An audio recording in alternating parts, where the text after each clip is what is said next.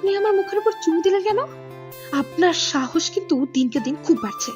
সিথির রাগী কণ্ঠের অগ্নিঝরা প্রশ্নে শুকনো হাই তুলল ঘুম ঘুম ভঙ্গিতে। ঝরঝরে চুল হাতড়ে বলল, আমার ঘর, আমার ঠোঁট, আমার জিনিস। আমার জিনিসে আমার ঠোঁট ছুঁয়েছি। এখন তাতে যদি অন্য কেউ উষ্ণতা পায়, তাতে আমার কি দোষ? সিথির গা কেঁপে উঠল রাগে, সাথে লজ্জাও পেল কিঞ্চিত। দমে না গিয়ে চড়া গলায় বলল, আপনি রোজ আমার সাথে অসভ্যতামি করেন। কখনো দূর থেকে ছবি তোলেন, কখনো শীষ বাজান, কখনো উড়ন্ত চুমু ছুড়ে পারেন। আবার সেদিন জিজ্ঞেস করলেন, সিথি তুই আই লাভ ইউ এর বাংলা জানিস? এতটুকু বিদ্যা আছে তো পেটে, ইংরেজিতে কি সারা জীবন ডাব্বাই মেরে যাবি? এই পাগল মনে হয় আমাকে?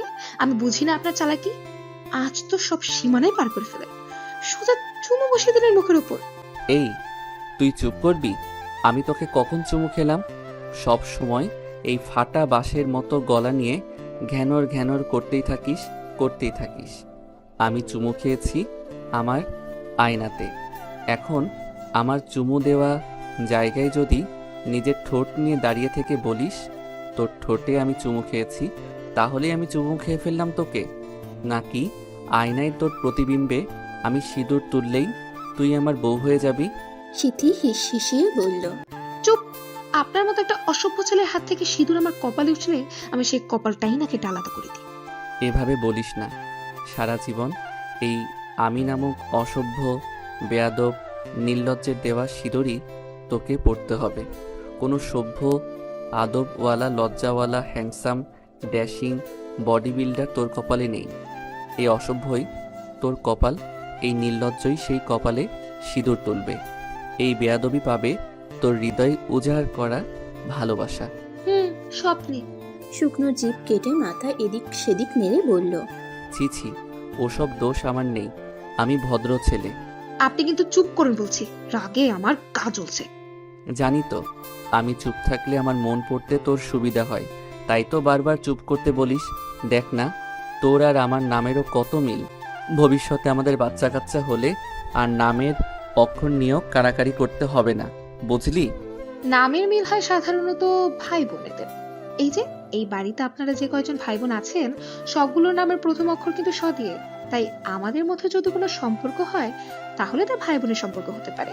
সামনের ভাই ফোঁটা চলে আসবেন আমার বাড়ি, ফোঁটা দিয়ে পাখাপাখি ভাই বানিয়ে নেব, কেমন? বুকে ছ্যাঁচা লাগে সিথি, এভাবে বলিস না। রোজ ঠিক এভাবেই তো নাটকে ডায়লগ ডেলিভারি করেন না? সেদিন ছবি তুলেও স্বীকার করলেন না, মুখ মুছে না করলেন। অথচ আমি স্পষ্ট ঘ্যাচ করে ছবি তোলার আওয়াজ পেলাম। আজও আমি যেই না ঘর মুছে দাঁড়িয়েছি, আপনি তক্ষুনি এসে দাঁড়ালেন আয়নার সামনে। আমার মুখের দিকে কিছুক্ষণ তাকিয়ে থেকে তারপর আয়নার ঠিক আমার ঠোঁট বরাবর চুমু বসালেন। এই বারবার এত চুমু চুমু বলে চিল্লাচিল্লি করছিস কেন? আয়নাতে চুমু পেয়ে মন ভরেনি? ঠোঁট চুলকাচ্ছে চুমু খাওয়ার জন্য? এখন সামনাসামনি চাই চুমু। সিথির আগের চোটে হাতে ধরে রাখা ঘর মোছার ন্যাকড়াটা সাথে সাথে ছুঁড়ে মারল শুকনোর দিকে। ন্যাকড়া গিয়ে জায়গা করে নিল ঠিক তার মুখের উপর। ন্যাকড়া ভর্তি সমস্ত নোংরা জল ভাসিয়ে দিল পুরো শরীর। ন্যাকড়াটা সরিয়ে নিয়ে ওয়াক ওয়াক করে ছুটে গেল শুকনো ওয়াশরুমের দিকে। সিথি পেছন পেছন গিয়ে ওয়াশরুমের দরজার সামনে দাঁড়ালো। রাগী কণ্ঠে হিসিয়ে বলল, আর যদি কোনোদিন আমার সাথে অসভ্যতম করেছেন, তাহলে খুব খারাপ হয়ে যাবে বলে দিলাম। আজ ঘর মোছার জল খাইয়েছি, এর পরের বার বিষ না খাওয়াই। 2 বছর আগে ভদ্রভাবে প্রেমের প্রস্তাব দিয়েছেন, আমি দ্বিগুণ ভদ্রতার সহিত আপনাকে নাকচ করেছি। তারপরও নির্লজ্জের মতো সবসময় বুঝিয়ে চলেছেন। আপনি ঠিক কোন পর্যায়ে অসভ্য বেয়াদব একটা ছেলে, যার কোনো পার্সোনালিটি নেই, আত্মসম্মান বোধ নেই, এমনকি চুল পরিমাণে লজ্জা বোধ নেই। থাকলে এভাবে একটা মেয়েকে প্রতিনিয়ত উত্তক্ত করতে পারতেন না। এরে রে, এক্ষুনি স্নান না করলেই নয়। কি বাজে ফিলিংস হচ্ছে। ওয়াক, ন্যাকড়া ছুঁড়ে মারবি আগে বলতি, আমি মুখ বন্ধ রাখতাম, তাহলে আর মুখের ভেতর যেত না পচা জলগুলো। গামছাটা দে তো সিথি, ওই দেখ তোর পেছনে। চোখে মুখে জল দিয়ে উঠে শুকনো এমনভাবে গামছা চাইল সিথির কাছে, যেন সে তার বিয়ে করা বউ। সিথির রাগে গজ গজ করে চলে গেল শুকনোর ঘরে। ধপাস করে দরজা বন্ধ করে দিল সশব্দে। তবে যাওয়ার আগে ভয়ঙ্কর একটা কাজ করে গেছে। গামছা খানা শুকনোর হাতে না দিয়ে টয়লেট বরাবর ছুঁড়ে দিয়ে গেছে বলের মতো দলা পাকিয়ে। শুকনো চাইলেই ধরে ফেলতে পারত, কিন্তু ধরেনি। উল্টো বুকে হাত দিয়ে বলেছে, হাই ম্যাম, মার না যাও। মিনিট 10 পর শুকনোর মা শতরূপা এলো ডালা ভর্তি ফুল নিয়ে। শুকনোর ঘরের দরজা বন্ধ দেখে আগে সেখানেই গিয়ে দুমদাম দরজায় কড়া নেড়ে ডাকলো সিথির নাম ধরে। দরজা খুললো সিথি, চড়া গলায় বলল। বাড়িতে ডাকাত পড়েছে কাকি? মাথা খাচ্ছ কেন? শত্রুপা বোকা হাসিতে গা দুলিয়ে বলল। আরে আরে, চড়ছিস কেন? দরজা বন্ধ তাই ভাবলাম। ভাবলে চুরি টুরি করছে কিনা, তাই তো? আরে কি যে বলিস না, তা কত দূর হলো? কত দূর হবে? আলপনা দিতে হলে মেঝে আগে থেকে মুছে তারপর শুকোতে হয়, জানো না? মুছে রেখে গেছো? মুখে এতটুকু বলল সিথি, মনে মনে বলল। অলস কুটনি কোথাকার, সারাদিন শুধু কার ঘরে কি হলো আর কার ছেলে কার মেয়ের পেছনে লাগলো তার খোঁজ রাখবে, অথচ নিজের ঘরদোর পচিয়ে একদম গোয়াল ঘর করে রেখেছে। এই এক ঘরের মেঝে মুছতে গিয়ে 4 বার জল পাল্টে পাল্টে মুছতে হয়েছে। এত নোংরা জমিয়েছে, মাসে একবারও বোধহয় ঘর মোছে না। কিছু মনে করিস না সিদ্ধিমা, ফুল আনতে গিয়েছিলাম রে, একটু পরে গেলে যদি আবার না পাই, তাই তোকে রেখে দৌড়ে গিয়েছিলাম ফুলের ডালা নিয়ে। তুই ডাকতে না এলে তো আমার উঠতে আরো বেলা হতো। আজ লক্ষ্মী পুজো, ফুল পেতাম না। সিথি এতক্ষণে আলপনা দিতে বসে গেছে মেঝেতে। শত্রুপার বানোয়াট কথাগুলো একদম কানে তুলেনি। সে যে ইচ্ছাকৃত ফুলের ডালা নিয়ে ভেগেছে তা জানে সিথি। প্রতি বছরের এই এক জ্বালা, লক্ষ্মী পুজো এলেই এই মহিলার ঘর ভর্তি করে আলপনা দিয়ে দিতে হবে। সারা বছর মুখ ঝামটা দিয়ে পার করে, লক্ষ্মী পুজোর সময় সিথিমা করে মাথা খেয়ে ফেলবে। ওদিকে আবার তার বান্ধবী তো আছেই সাধ্যিতে। শত্রুপা সকালের নাস্তা বানাতে ঢুকে গেছে রান্নাঘরে। নিজে আজ উপোস, তবে ছেলে আর ছেলের বাবার জন্য সারাদিনের খাবার তৈরি করে রাখতে হবে। সিথি ঘরে একা, তুলির টানে সাদা ধবধবে তরল ঘেটে আঁকছে আলপনা, এক মনে এক চিত্তে। শুকনো স্থান ছেড়ে এসে দেখলো ঘরে আবারও দরজা দিয়েছে তার সিথি রানী। তার ডাকে যে দরজা মোটেও খুলবে না তা সে ঠের জানে। মাকে তাই ডাকলো, ডেকে বলল। মা, আমি স্নান করেছি, আমার জামা কাপড় লাগবে, তোমার আর্টিস্টকে বলো দরজা খুলে দিতে। শত্রুপা হাঁক ছাড়লো সিথির নামে, বলল দরজাটা 5 মিনিটের জন্য খুলে দিতে। সিথি দরজা খুললো গুনে গুনে 10 মিনিট পর। এই 10 মিনিটে 5 বার মাকে দিয়ে দরজা খুলতে রাগিয়েছে শুকনো। শত্রুপা জানে সিথি ভীষণ একগুঁয়ে, মনে মনে ও মেয়ের গোষ্ঠী উদ্ধার করলেও মুখে মিস্ত্রি ভরে ডেকেছে প্রতিবার, অতীব ধৈর্য নিয়ে। সিথির কাছে শত্রুপা এক মিস্ত্রির ছুরি, মুখে মধু অন্তরে বিষ, ঠিক তার সৎমায়ের মতো। শুকনো আলমারি ঘেটে একটি টি শার্ট আর ট্রাউজার বের করলো পাক্কা 10 মিনিট সময় নিয়ে। এই পরোটার সময় গুনগুনিয়ে মুঝসে শাদি করোগি গানের সুর টেনেছে মৃদু গলায়। সিথির গা পিত্তি জ্বলে গেলেও দাঁতে দাঁত চেপে নিজের কাজে মন দিয়েছে। সিথি চাই যতটা সম্ভব ও ছেলের সাথে মুখ না লাগিয়ে চলতে। ঠাকুমা বলতো, রাও না করলে দেও পারে না। শুকনো জামা প্যান্ট পরে নিল সিথির পিছনে দাঁড়িয়েই। সিথি টেরও পেল না তা। সামনে আসতেই যখন টের পেল তখন অগ্নি মূর্তির অগ্নিঝরা কণ্ঠে বলল, ছি, লজ্জা করে না একটা মেয়ের সামনে ভাবে ড্রেস চেঞ্জ করতে? বেয়াদব ছেলে একটা। সামনে কখন করলাম তো পিছনে। তুই কি আর নিচে ঝুঁকে পায়ের ফাঁক দিয়ে ফুচকি মেরে দেখতে যাবি নাকি? জানি তো ভদ্র মেয়ে তুই, ওসবে তোর ইন্টারেস্ট নেই তাই। কাকি, ও কাকি, কে রে সিদ্ধি? আমার ডিস্টার্ব হচ্ছে, তোমার ছেলেকে বলো বাইরে যেতে। আমার আলপনায় পা মারিয়ে দিচ্ছে বারবার। চেঁচিয়ে এইটুকু বলে ছোট গলায় বলল, অসভ্য কোথাকার, দু চোখে দেখতে ইচ্ছে করে না। ইচ্ছে করে? ইচ্ছে করে? কি ইচ্ছে করে? আমায় দেখলে ঠিক থাকতে পারিস না তাই না রে? তাই সব সময় দূর দূর করিস। বুঝি। তা কেমন লাগবে আমায় দেখলে? কিছু ফিল হয় বুকের ভেতর? ধপাস ধপাস করে? মানে জড়িয়ে টড়িয়ে ধরতে ইচ্ছে করে নাকি অন্য কিছু? সিথি তেড়ে ফুড়ে শুকনের সামনে গিয়ে দাঁড়ালো, আঙ্গুল তুলে শাসানোর ভঙ্গিতে দাঁতে দাঁত চেপে বলল, একটা কথা ঠিক বলেছেন, আপনাকে দেখলে না আমি সত্যিই ঠিক থাকতে পারি না। ইচ্ছে করে পড়তি বসে দিই আপনার গলায়, হাতটা নিষ্পিস করে আপনাকে খুন করার জন্য। খুন তো সেই কবেই হয়েছি। তোকে যতবার দেখি ততবার খুন হই। যতবার ওই আগুন ঝরা চোখে তাকাস আমার চোখে, চোখ লেপটে, ততবার আমি অন্ধত্ব বরণ করি। যতবার তুই ঠোঁট নাড়িয়ে অসভ্য নির্লজ্জ বেয়াদব বলে ঝাড়ি মারিস, ততবার খুন হয় আমার শ্রবণ শক্তি। যতবার বলিস ভালোবাসি না আর বাসবও না কোনোদিন, ততবার খুন হয় আমার হৃদয়। এবার না হয় ভালোবেসে এই আমিটাকে সর্বাঙ্গীন খুন কর। আমি তো সেই কবে থেকেই প্রস্তুত। অন্তরিক্ষে দৃশ্যমান জলজলে পূর্ণিমা চন্দ্র। অদৃশ্য বৃষ্টির ন্যায় চুয়ে চুয়ে পড়ছে পৃথিবী পৃষ্ঠের বক্ষ জুড়ে। পূর্ণিমা তিথিরাজ লক্ষ্মী পুজো। সিথিদের বাড়ি এইমাত্র সুষ্ঠুভাবে সম্পূর্ণ হলো পুজোর কাজ। পাশের বাড়ির ছেলে মেয়েরা হই হুল্লায় মেতে প্রসাদ নিতে এসেছে ঘরের দুয়ারে। সাথে সাথে পাড়াতো দিদা ঠাকুমারা। তারা এসেছিলেন সিথির গলায় লক্ষ্মী পাঁচালি শুনতে। সিথির ছোট বোন টুম্পাকে সাথে নিয়ে পুজোর ঘর থেকে একে একে প্রসাদের থালা আনিয়ে নিজে হাতে বিলি করছে সব। সুধাগঞ্জে পুরোপুরি গ্রামীণ পরিবেশের ধাঁচ না থাকলেও এক বাড়ির পুজোয় 4 বাড়ির লোক সমাগম প্রথা এখনো আছে। 10 মিলে উপভোগ্য পরিবেশ গড়তে ভুলে যায়নি। সিথি এক মনে প্রসাদ বিলি করতে করতে খেয়াল করলো সামনে পাতা হাতগুলোর মাঝে একটি হাত তার চেনা। হাত চেনা বললে ভুল হবে, আসলে চেনা তো হাতের ঝুলন্ত ওই ব্রেসলেটটা। ব্রেসলেট বললেও ভুল হবে, ওটা তো নূপুর। নূপুরটা সিথির। সকাল থেকেই খুঁজে পাচ্ছিল না। পুজোর তো হাজারটা কাজ, শত কাজের ফাঁকেও সারাদিন হন্যে হয়ে খুঁজে গেছে নূপুরটি। এমনকি শুকনোদের বাড়িও তন্ন তন্ন করে খুঁজেছে, কিন্তু হদিস মেলেনি। শুকনোর ঘর তল্লাশির সময় বারবার জিজ্ঞেস করেছে শুকনো কি খুঁজছে এমন করে। সিথি বলেনি, কারণ যদি শুকনো পেয়ে থাকে নূপুরটি আর বুঝতে পারে ওটা সিথির দুর্বলতা, সুযোগের সদ্য ব্যবহার করতে মোটেও ভুলবে না। এই ছেলেকে সিথি বিশ্বাস করে না এক বিন্দুও। এ কথা বললে ভুল হবে। সিথি বিশ্বাস করে শুকনোকে।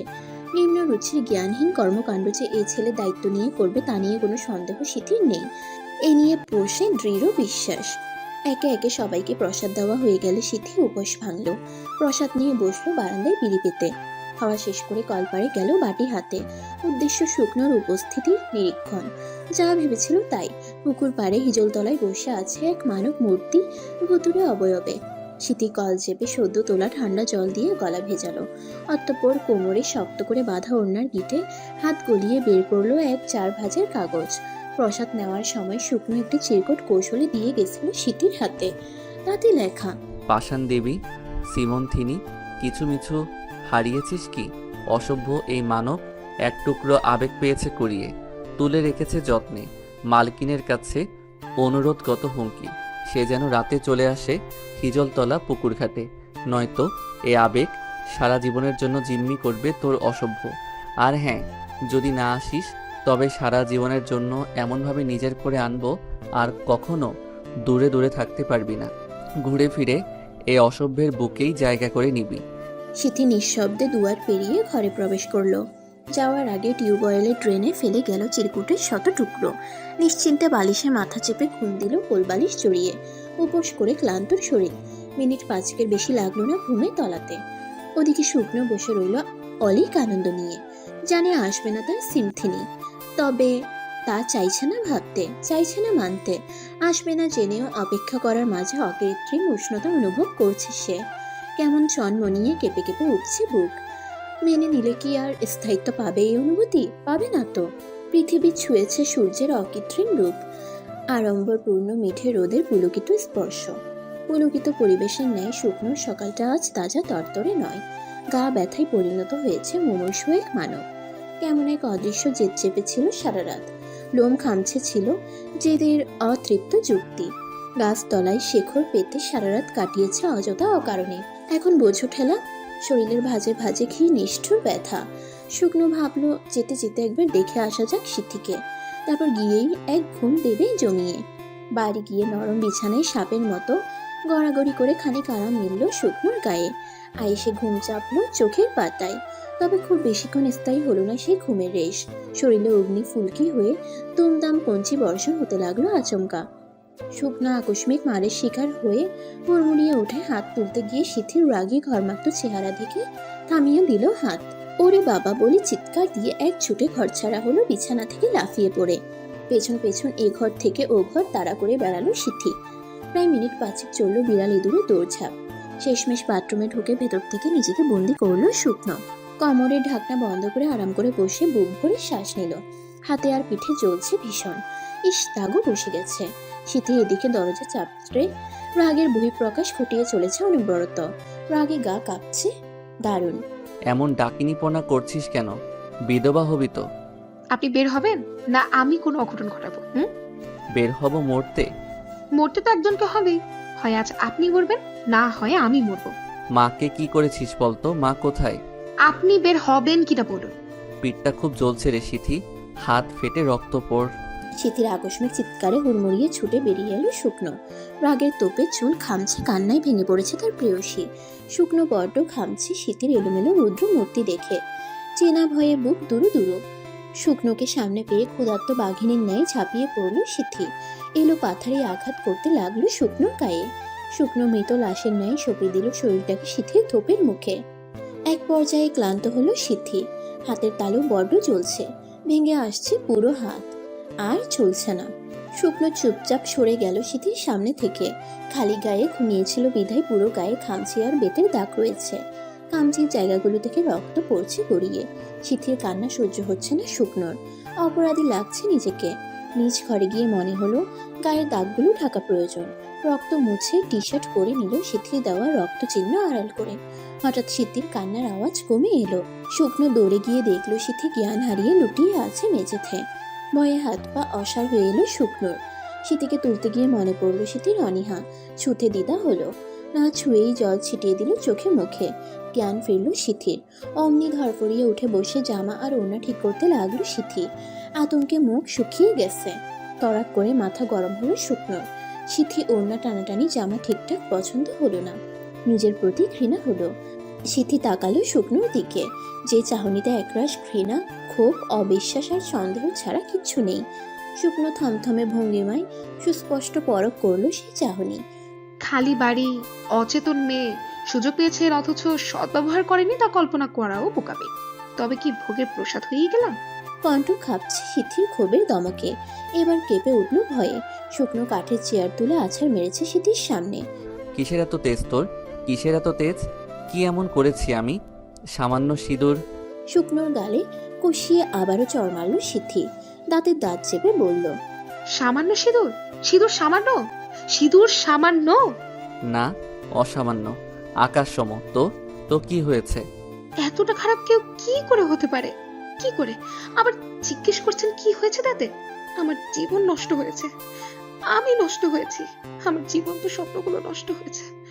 একজন মেরুদণ্ডহীন, ব্যক্তিত্বহীন, পৃথিবীর সর্বোচ্চ নিকৃষ্ট পুরুষের হাতে সিঁদুর উঠেছে আমার মাথায়। আমার সব শেষ হয়েছে, সব। শুকনো যেন বিশাল এক ধাক্কা খেলো, কিন্তু চিন্তার অবকাশ পেল না। সিথি আবারও কাঁদতে কাঁদতে বলতে লাগলো, আমি কোনোদিন মেনে নেব না আপনাকে, কোনোদিন না। কি করলেন আপনি এটা? কি করলেন? আমার না আপনাকে পছন্দ, না আপনার মাকে পছন্দ, আর না আপনাদের এই দালান বাড়ি। এমন বর, এমন শাশুড়ি, এমন শ্বশুর বাড়ি কোনো মেয়ে নিজ ইচ্ছায় বেছে নেবে না। আপনার মধ্যে আছে কি? হ্যাঁ, ভালোবাসার মতো কিছু আছে? নেই। পারেন শুধু একটা মেয়েকে উত্তপ্ত করতে, জ্বালাতন করতে আর জীবন দুর্বিষহ করতে। সব সময় চেয়েছেন আপনার ভালোবাসা যেন গ্রহণ করি, কখনো চাননি আমিও যেন আপনাকে ভালোবাসি। একবার চিন্তা করুন, আপনি যেভাবে আমায় উত্তপ্ত করেন সেভাবে আরো কেউ যদি আমাকে নিজের বাবার কেনা সম্পত্তি ভেবে বারবার দখল করতে আসে তবে কেমন হবে? হ্যাঁ, ভালোবাসলে বুঝি এভাবেই দখলদারি চালাতে হয়, জোর করে পেতে হয়? এটা কি ভালোবাসা বলে? কেন বোঝেন না? আমার আপনাকে বিন্দু মাত্র পছন্দ নয়। আমার অনেক স্বপ্ন ছিল, বিশ্বাস করুন, অনেক স্বপ্ন। ভাঙাচোরা পরিবারে বড় হয়েছি, ভালোবাসাহীন সম্পর্কে।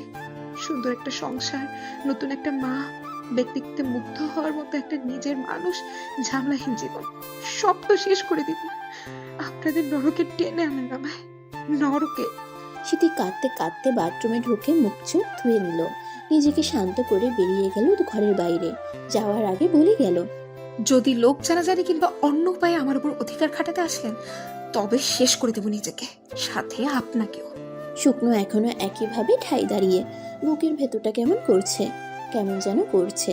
সিথির পেছন পেছন শুকনো বেরুলো। সিথি গেল নিজ কক্ষে। শুকনো গিয়ে ডাকলো সিথির মা শিউলিকে। কোনো সাড়া পেল না। সিথির ঠাকুমা এলো বেরিয়ে, বলল, শিউলে আর শতরূপা বন্ধ রেখেছে, টুম্পারে নিয়া আইতে দেরি হইব। শতরূপা জানে শুকনো বন্ধুর বাড়ি আছে, কখন ফিরবে ঠিক নেই, তাই শুকনোকে বলে যায়নি। অবশ্য কল করেছিল জানাতে, কিন্তু শুকনোর ফোন সাইলেন্ট থাকায় টের পায়নি সে।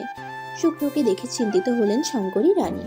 ছেলেটার মুখ চোখে আলগা, চুল উস্কো খুস্কো, হাতে মারের দাগ, গলায় খামচির দাগও দেখা যাচ্ছে। শঙ্করী রানী দৃষ্টি বুঝে টি শার্টের গলা ঠিক করে খামচির দাগ ঢাকার মিছে প্রয়াস করল শুকনো। কোনো প্রশ্নের সম্মুখীন হওয়ার আগেই সরে পড়ল সামনে থেকে। বাড়ির পথে অপেক্ষা করতে লাগলো মা কাকিদের পথে। আচমকা ভয় চেখে বসলো মনে। সিথি ঠিক আছে তো? মনে পড়তেই ছুটে গেল সিথিদের বাড়ি। শঙ্করী রানী বারান্দাতেই বসেছিল। শুকনোকে ফের দৌড়ে আসতে দেখে শুধালো। কি হয়েছে ভাই? আমারে কও, কিছু হয়েছে? শুকনো নিজেকে ধাতস্থ করে স্বাভাবিক করার প্রয়াস করলো। ধীরে সুস্থে বলল।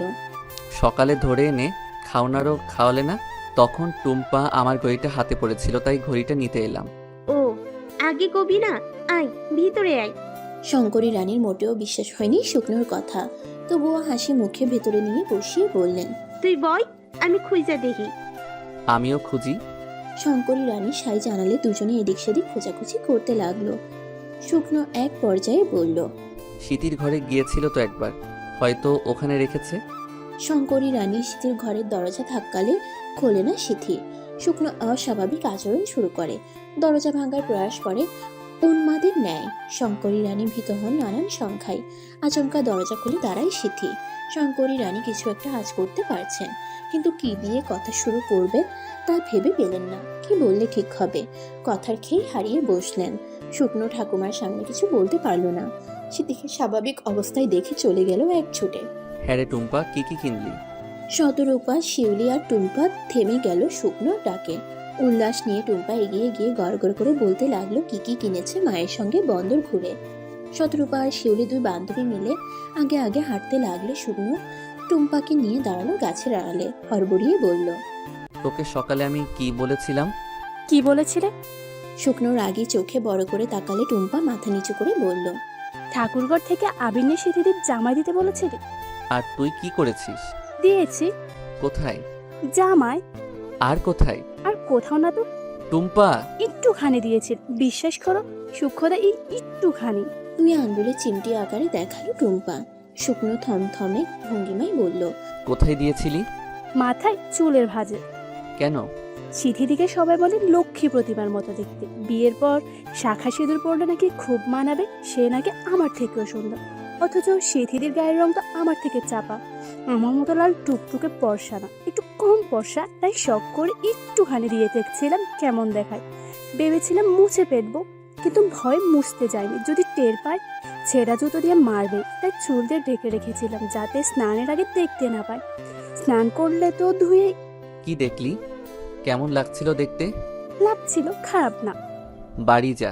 আচ্ছা শুনো, সিথিদিকে বলো না কিন্তু আমি তো সিঁদুর দিয়ে দিই। বলতে বলতেই দু হাতে মুখ চেপে ধরল টুম্পা। মুহূর্তেই ছুটে পালালো। শুকনো আর ডাকলো না পিছু।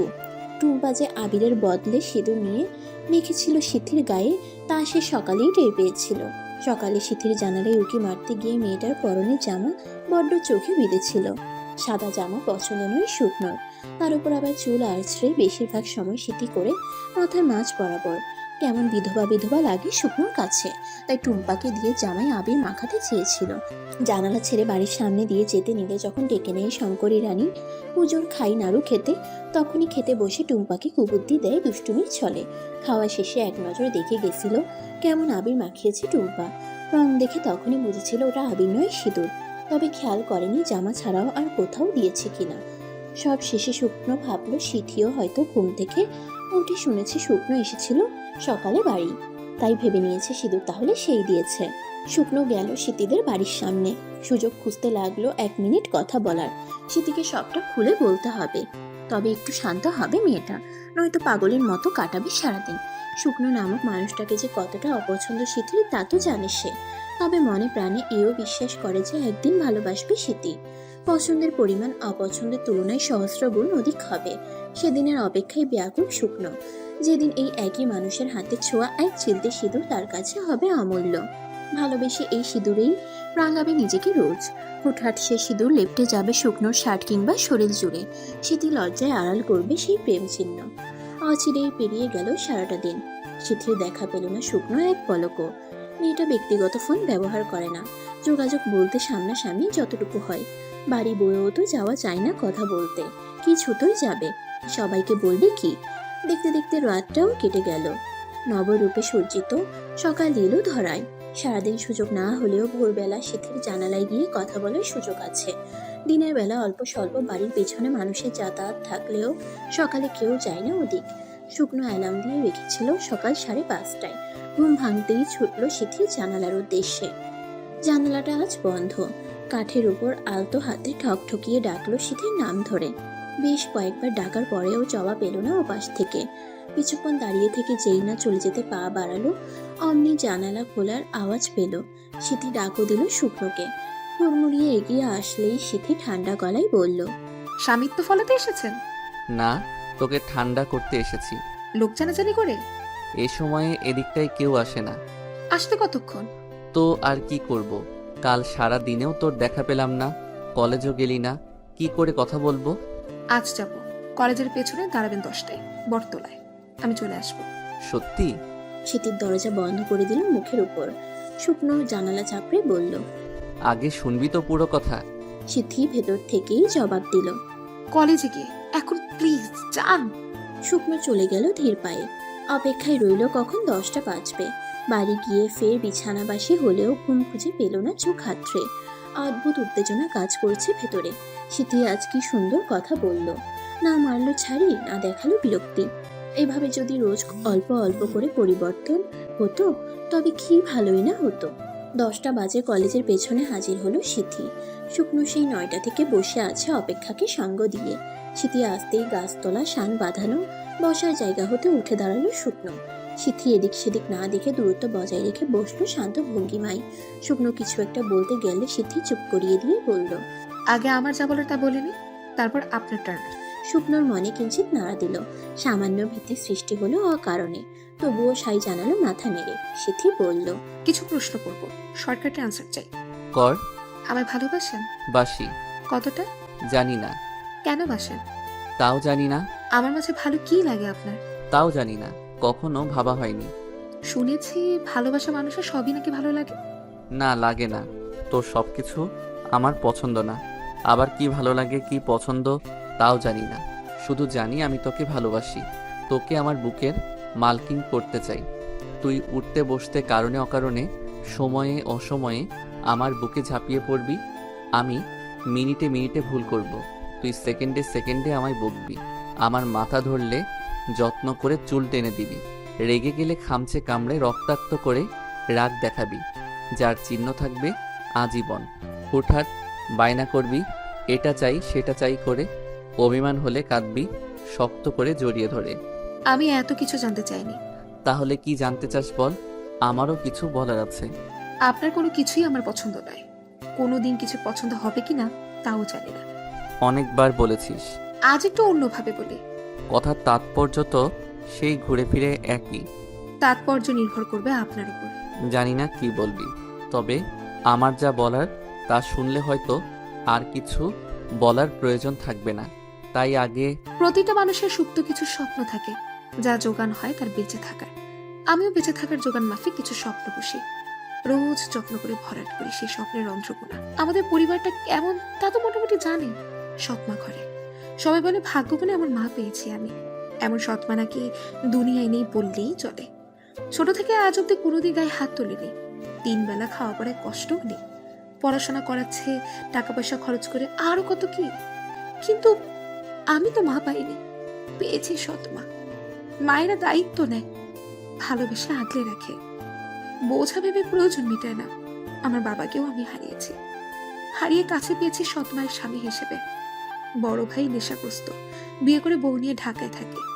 কোনোদিন ভাইয়ের স্নেহ পাইনি। ছোট বোনকে আপন করে ভালোবাসতে গেলে শুনতে হয় সৎ বোনের উপর আবার ভালোবাসার উতলায় নাকি। সব নাকি দেখানদারি। কেউ দূর থেকে দেখলে বলবে সবই আছে আমার, কাছে আসলে হয়তো বুঝবে আসলে কি আছে আর কি নেই। আর ভালোবেসে বোঝার চেষ্টা করলে অনুভব করতে পারবে আমার পরিস্থিতি। এমন জীবন আমি নিজে বেছে নিইনি, পরিস্থিতি আমায় এমন জীবন বেছে দিয়েছে। তবে আমি চাইলে আমার পরবর্তী জীবন নিজের পছন্দ মতো বেছে নিতে পারি, অন্তত চেষ্টা করতে পারি।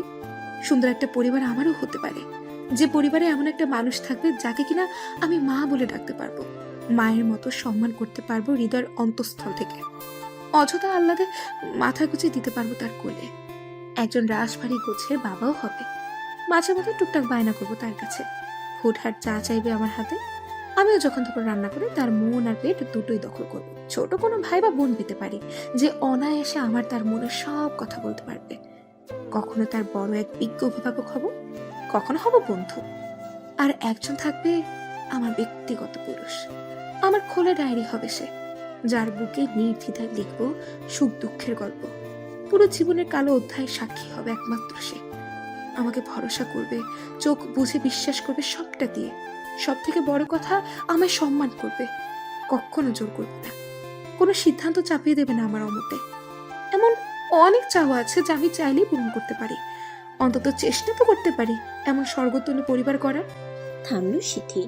লম্বা শ্বাস টেনে শুকনো চোখে চোখ রেখে বলল, আপনি আমার সেই মানুষটা কোনো দিন হতে পারবেন না। পারবেন? শুকনো চোখ ফিরিয়ে নিল, জবাব দিল না। সিথি আবারও বলল, আপনার মাকে আমার মা হিসেবেও পছন্দ না। সেখানে আমার মা, উনি কোনো দিনও হতে পারবেন না, হতে চাইবেনও না। সেই ছোট্ট থেকে শুনে আসছি সে তার ছেলের বউকে কিভাবে শাসনে রাখবেন, কি কি করতে দেবেন, কি কি করতে দেবেন না, বাপের বাড়ি বছরে কবার যেতে দেবে না, আরো কত কিছু। কোনোদিন এটা বলতে শুনিনি আমার ছেলে বিয়ে করিয়ে ঘরে বউ নয় আরেকটা মেয়ে আনবো। আমার তো মেয়ে নেই, ছেলের বউ দিয়ে মেয়ের শখ মেটাবো। আপনি বলতে শুনেছেন কখনো এমন কিছু? শুকনো এবারও চুপ। সিথি বলল, শোনেননি। উল্টো আপনাদের ঘরে হয়তো আলোচনা হয় আপনাকে বিয়ে দিয়ে ঘরে ফার্নিচার আর সিন্দুক ভরতে হলে দেখতে সুন্দর বিয়ে আনা যাবে না, তাই না? শুকনো এবার কিছু বলতে চাইলে সিথি আগে আগে বলে উঠল, বছর খানিক হলো আপনার বাবা ছাদ করে দালান তুলেছেন, খুব সুন্দর হয়েছে বাড়িটা, ছাদটা বেশি সুন্দর। কিন্তু আপনার মা কোনো ফার্নিচার তুলতে দেয়নি ঘরে, পুরনো কিছু জিনিস দিয়ে চালিয়ে দিচ্ছেন। কারণ তিনি ছেলে বিয়ে করিয়ে তারপর ঘর ভরবেন। এত বড় বাড়ি অথচ একটা ঠাকুর ঘর তৈরি করেননি আলাদা করে। শুধু শুধু নাকি জায়গার অপচয় তাতে। অনেক চাহিদা আপনার মা বাবার, তাই আপনার বাবা সিদ্ধান্ত নিয়েছেন কালো অসুন্দর কোনো মেয়েকেই ঘরে বউ করে আনবেন। এত সব চাহিদা পূরণ করে কেউ সুন্দরী মেয়ে তো আর দেবে না। আপনার বাবা সুদের ব্যবসা করেন, গরিবের বুকে পা মারিয়ে সুদ আদায় করতে প্রায়শই দেখি। কোনো বুক পিছ নেই, নেই বিবেকবোধ, আছে শুধু লোভ আর হিংসা। স্বামী স্ত্রী দুজনেই এক। আর রইলেন আপনি, আমার স্বপ্নের সম্ভাব্য মুখ্য চরিত্র। আপনার বিষয়টা আমার নজর থেকে ঠিক কিভাবে বোঝালে বুঝবেন জানি না, নিজের দৃষ্টিভঙ্গি থেকে বলছি, ভালোবাসলে ঠিক বুঝে নেবেন। ধরুন আমরা অপরিচিত, আপনার সাথে আমার বিয়ে হলো আজ, কাল জানলেন আমাকে একটা ছেলে দিনের পর দিন হ্যারাস করে আসছে। একজন স্বামী স্ত্রী যেভাবে খোলাবেলায় প্রেমালাপ করে সেভাবে রোজ শব্দবান ছুড়ে আসছে দিনের পর দিন। আমার অনুমতি না নিয়ে ছবি তোলা থেকে শুরু করে আয়নার চোখে চোখ রেখে চুমু দেয়া, ভালোবাসার অজুহাতে দিনের পর দিন উত্তক্ত করা, বারংবার নাকচ করার পরেও মানসিক চাপে রেখে ভালোবাসা আদায় করা, এমন আরো অনেক কিছুই করে আসছে। মুখে কটা বলবো? আপনি যা যা করেন সেসব একটু উল্টো করে ভেবে বলুন, মানতে পারবে? অন্তরে কাটা দেবে না? দেবে, 100 বার দেবে। আমি যদি আমার স্বপ্নের পুরুষকে কখনো সত্যি পাই, সেই আশায় নিজেকে কাঁটাযুক্ত গোলাপ না করে সাধারণ বেলি ফুলের ধাঁচে গড়ে তোলার প্রচেষ্টা করি একদম প্রতিনিয়ত। কাঁটা নয়, শুধুমাত্র সুভাষ আমার একান্ত মানুষটার হোক, কখনো সে কাটার আভাসও না পাক। তাই তাই আর কতক্ষণ চুপ থাকবি? ভালো লাগছে না? আমাকে দুটো গাল দে, দেখবি ভালো লাগছে। আমি সবাই নিয়ে আপনাকে এত কিছু কেন বললাম আপনি বুঝতে পারছেন? প্রেমিকরা প্রেম বোঝে, বিয়োগ না। বিয়োগ শব্দটা এখানে বেমানান। তোর জন্য বেমানান, আমার জন্য সঙ্গত। আপনার কিছু বলার নেই? কিছু বলবেন না? শুকনোর চোখ ভরে উঠল। লাল বর্ণের টলটলে চোখের ভাষা বুঝল না সিথি, তবে ভেতরে বয়ে যাওয়া ঝড়ে নীরব গতি টের পেল ঠিক। শুকনো যথাক্রমে চেষ্টা চালিয়ে যাচ্ছে চোখ জুড়ে টলমল করা অস্ত্রগুলো গাল গড়িয়ে না পড়ুক, আটকে আসা গলায় কথাটা বদ্ধ না হোক। বেশ খানিকটা সময় নিয়ে অতঃপর বলল, আমাকে একটা সুযোগ দিবি সিথি, প্লিজ? শুকনো হাঁটু গেড়ে বসে পড়েছে সিথির সামনে, হাত জোর করে নস্ত মস্তকে ভেঙে আসা গলায় সুযোগের ভিক্ষা চেয়ে শেষমেশ অঝরে কেঁদেই বলল। চোখে আটকা পড়া অশ্রুরা যেন উল্লাসে ব্যস্ত হলো গড়িয়ে পড়ার আনন্দে। বদ্ধতা কার পছন্দ? কারো না। মুক্তির স্বাদ সবাই চায়। সিথি খানিক ঘাবড়ে গেল, বুকের ভেতর উথাল ফাথাল অস্বস্তি আর দোটানা। শুকনো ভাঙা গলায় আবারও বলল, তুই বললি না মায়েরা দায়িত্বে নয় ভালোবেসে আগলে রাখে? আমি তোকে ভালোবেসে আগলে রাখবো সিথি, খুব করে আগলে রাখবো। তোর অসুস্থতায় আমি মা হয়ে তোর শিওরে বসবো, আমার কোলে মাথা গুজে তুই মায়ের অভাব পূরণ করিস। তোর আবদারে আমি বাবা নামক প্রতিচ্ছবি হব। হুটহাট অকারণ আবদারে আমায় মাতিয়ে রাখিস। তোর যখন যা চাই আমি তাতেই রূপান্তরিত হব। তোর জন্য এই আমিটাকে রোজ ভেঙে চুরে নতুন করে গড়ে তুলব। নরম মাটি হব আমি, পুরো পৃথিবীর সত্তা পুষব নিজের মাঝে। তুই মনের মতো গড়ে নিবি, তবুও এভাবে সব শেষ করে দিস না। আমার পরিবারকে আমি পারবো না শোধরাতে। হয়তো চেষ্টা করতে পারবো, এই যা, কিন্তু এই আমিটাকে তো পারবো তোর নামে লিখে দিতে। তুই নিজ হাতে গড়ে নিয়ে একটা সংসার দে আমায়, তোকে দিয়ে দে। আমার হ প্লিজ, আমার হ। ভীষণ ভালোবাসি সিথি, ভীষণ ভালোবাসি তোকে। উঠে দাঁড়ান। শুকনো উঠে দাঁড়ালে সিথি ঢোক গিলে সকল অস্বস্তি গিলে নিল। কঠিন স্বরে বলল, আপনি বেকার, বাবার হোটেলে খান দান, সারাদিন করেন টোটো কোম্পানি, আর সুযোগ পেলে আমার মাথা মুড়িয়ে খান। তা বিয়ের পর বউকে কি খাওয়াবেন? আপনার বাবা লোকের গলায় পাড়া দিয়ে যে চড়া সুদ আদায় করে, সেই টাকা তো অন্তত আমার গলায় দিয়ে নামবে না। পড়াশোনা শেষ করেছেন কবে? অথচ চাকরি কোনো প্রচেষ্টাই নেই। এমন ছেলেকে কে বিয়ে করবে শুনি? শুকনো ঝটপট বলি আওড়ালো। চাকরি করতে হলে বাড়ি ছাড়া হতে হবে, যদি ফিরে এসে তোকে না পাই। আপনার কি মনে হয় আপনার ভালোবাসার ত্যাগের সিদ্ধান্তে গলে গিয়ে আমি লাফাতে লাফাতে আপনার গলায় মালা দেবো? তাহলে কি করলে দিবি? সিথি চোখ পাকিয়ে চাইলে শুকনোর উৎসুক দৃষ্টি নেমে গেল। সিথি বলল, আপনি জানেন আমার কি চাই। একটা ছেলে চাইতে দিতাম, একটা মেয়ে চাইতি তাও দিতাম, কিন্তু অমন বাবা মা কোত্থেকে এনে দেব? ওসব কি আর আমার হাতে আছে? ছিল দাদু ঠাকুমার হাতে। তৎক্ষণাৎ চর পড়ল শুকনোর গালে। সিথি দাঁতে দাঁত চেপে বলল, অসভ্য একটা। শুকনো গালে হাত দিয়ে বলল, সরি, ওভাবে বলতে চাইনি, বোঝাতে চেয়েছি। আপনার ফিলসফি বুঝ আপনার পকেটে রাখুন, আমার বুঝতে হবে না। আমি যা বলি সেটা মাথায় ঢুকিয়ে নিন। আপনার 2 মিনিটের ভালোবাসার প্রকাশ আর 2 বছরের লেগে থাকা বিবেচনা করে আমি আমার সারা জীবনের স্বপ্ন বিসর্জন দিতে পারবো না। আগে একটু চাকরি জোটান, একজন মেয়ে ও তার পরিবারের সামনে দাঁড়িয়ে বিয়ের প্রস্তাব দেওয়ার উপযুক্ত হন, তারপর পরিবারকে মানিয়ে আসবেন আমার সামনে। ততদিনে আমার স্বপ্ন যদি ছুটে না পারি, তাহলে সিথি আপনার। আর হ্যাঁ, অবশ্যই আপনার বাবা মায়ের অনুমতি জুটিয়ে তাদের সঙ্গে নিয়েই তবে আসবেন। তাদের অমতে তাদের ছেলেকে বাজেয়াপ্ত করার কলঙ্ক মাথায় নিতে পারবো না। কথাটি বলেই চলে যেতে লাগলো সিথি। যেতে যেতে পিছু মুড়ে আবার বলল, আরেকটা কথা, আশা করবেন না আপনার অপেক্ষায় কুমারী হয়ে বসে থাকবো অনন্তকাল। কোনো কমিটমেন্ট রইল না আমাদের মাঝে। আমি বড্ড স্বার্থপর, বেটার অপশন পেলে আপনার কথা মনে রাখবো না। সিথি চলে গেলে বুক ভরা শ্বাস নিল শুকনো। সম্মতির প্রথম ধাপ আরো এক দফা কাঁদালো তাকে। সম্মতি তো, এ তো প্রত্যাখ্যান নয়। শুকনোর নিকট এইটুকু নিয়ে ঢের। খুশিতে অশ্রু মুছতে মুছতে আচমকা থেমে গেল শুকনো। লজ্জায় মূর্ছা গেল, নিজের কান্নারত ভাবমূর্তি মনে মনে কল্পনা করে। এই সিথি কি ভাবছে? ভাবছে হয়তো ছেলেটা ছিচকাঁদুনে। ছেলেরা আবার কাঁদে নাকি? সিথি আবার দুর্বল ভাবে না তো? ভাবতে দেরি হলেও ছুটতে দেরি হলো না। এক ছুটের রাস্তায় গেল সিথির সন্ধানে। দেখলো ওপারে দাঁড়িয়ে আছে সিথি রিক্সার জন্য। শুকনো রাস্তা পার হতে হতে রিক্সা পেয়ে গেল সিথি। শুকনো দৌড়ে গিয়ে প্রায় চলন্ত রিক্সায় উঠে বসলো পাশে ধাপ করে। সিথি আকস্মিক ঝক্কি সামলাতে না পেরে চমকে পড়ে যেতে লাগলে শুকনো 2 হাতে ধরতে চায়। সিথি এক হাতে বাধা দিয়ে আর এক হাতে সামলে নিল নিজেকে। বিস্ময় নিয়ে প্রশ্ন করলো, আপনি? আমি কিন্তু ছিচকাদুনে নই। মানে? তখন ভুলে কেঁদে ফেলেছি। এটা বলতে এমন বাদর মতো লাফিয়ে আমার গায়ে পড়েছেন? হ্যাঁ, বিশ্বাস কর, আমি কিন্তু খুব শক্ত, একদম তোর মনের মতো। আর কোনোদিন কাঁদবো না আমি, প্রমিস। আর চাকরিও খুঁজে নেব খুব শীঘ্রই। ওসব তো আমার বাঁ হাতের খেল। কতবার চাকরির সুযোগ পেয়ে ছেড়ে দিয়েছি জানিস? আর বাবা মাকে রাজি করানো কোনো ব্যাপারই না। একটা বিশেষ শিশি হাতে নিয়ে 2টো ফিল্মি ডায়লগ দেব, ব্যাস। দুজনে উল্টো ধরে বেঁধে বিয়ে দেবে তোর সাথে। রিক্সা থেকে নামুন। হ্যাঁ। কানে শোনেন না? মাথার সাথে কানও গেছে? বললাম রিক্সা থেকে নামুন। কেউ দেখলে উল্টো পাল্টা কথা বলবে। চাচা, রিক্সাটা থামা। সিথির কথা শেষ না হতেই চলন্ত রিক্সা থেকে লাফিয়ে নেমে পড়ল শুকনো। সিথি বিচলিত নয়নে অনিমেষ চেয়ে রইল পিছু মুড়ে। বিস্ময় কাটাতে সময় লাগলো খানিক। শুকনোর হাসি মাখা মুখের দিকে তাকিয়ে মনে মনে স্বগতোক্তি করলো, হয়তো মা পেতে পারি একজন, হয়তো বাবাও পেতে পারি, কিংবা পাবো না। হতে পারে স্বপ্নের পুরুষও পাবো, ঠিক যেমনটা চাই। কিন্তু এমন কাউকে হয়তো আর পাবো না যে আমায় ভালোবেসে মায়ের মতো আগলে রাখার প্রতিশ্রুতি দেবে, বাবা হয়ে আপনার একমাত্র কারণ হওয়ার আর্জি জানাবে, বন্ধু হয়ে পাশে থাকবে সকল বিপদে, অযথা রাগ দেখালেও মাথা পেতে নেবে সমস্ত দায়। কোনোদিন বিরক্তি ছুতে পারবে না, যার মন মস্তিষ্কের দ্বার প্রান্ত। কিন্তু দুনিয়া এত সহজ নয়, সূক্ষ্ম। আপনি ঠিক একদিন ক্লান্ত হবেন ভালোবাসার দায়িত্বের টানা পড়বে। দায়বদ্ধতা আপনাকে কুড়ে কুড়ে খাবে। মা বাবার বউয়ের মাঝে মাঝে পিষ্ট হতে হতে বিরক্তিতে নুয়ে পড়বেন, হার মেনে নেবেন দুর্বলতা স্বীকার করে। সেই সময়ের সাক্ষী আমি হতে চাই না। আপনি তার আগেই হার মেনে নিন, খুব শীঘ্রই মেনে নিন। সিথি বাড়ি ঢুকতেই অস্বস্তিকর পরিস্থিতির সম্মুখীন হলো। 4-5 নতুন মানুষ এসেছে বাড়ি।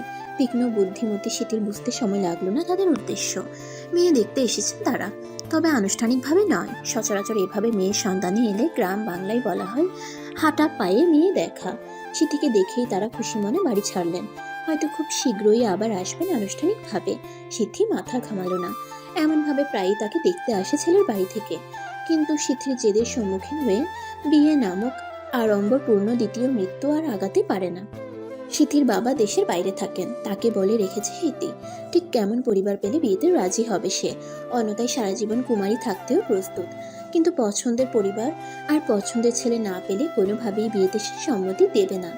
এমনকি ও বলে রেখেছে যে যদি মায়ের টাকা খুব বেশি হয়ে থাকে তাহলে যেন 2 দিন পর পর ছেলের বাড়ির লোকজন ডেকে এনে মহাভোজের আয়োজন করায় মেয়ে দেখার নাম করে। আমার ছেলের বাড়ির লোকজনের সামনে সেজেগুজে সং হয়ে বসতে আপত্তি নেই। এতটা দুর্বল চিত্তের আমি নই। বাকিটা আপনাদের সিদ্ধান্ত। এত কিছু বলার দরুন সিথি এখন নির্লজ্জ বেহায়া এক বকে যাওয়া মেয়ে পুরো পরিবারের নিকট। সৎ মতো উঠতে বসতে গান গান। সিথির বিয়ে মাথা উঁচু করে দিতে পারবে না তার বাবা। নিশ্চিত নাক কান কেটে মুখে চুনকালি মাখিয়ে বাড়ি ছাড়বে এই মেয়ে। আর এসব বলার পর হাতে গোনা 2 পরিবার থেকে এসেছিল সিটিকে দেখতে। ছেলের সঙ্গে আলাদা কথা বলার পর অপছন্দ হওয়ায় ছেলেকে 2-1 কথায় চটিয়ে দিয়ে সিটি ভেঙে দিয়েছে বিয়ে। এবারের বেলায় দেখা যাক কি হয়। ভোরের স্বপ্ন আর দুপুরের রোদ দুয়ে মিলে বড়ই জ্বালা দিচ্ছে শুকনোকে। দুপুরে তীব্র গরমে ছাদের রেলিংয়ে একবার রেখে দাঁড়িয়ে আছে সে। চোখ দুটো সামনে 2 বাড়ি পেরিয়ে সিথিদের দুয়ার কামড়ে পড়ে আছে। নড়চড় নেই এক বিন্দু, তবে আকুলতা যেন এক সিন্ধু। সেই কখন ঘরে ঢুকলো সিথি, এখনো বেরোনোর নাম নেই।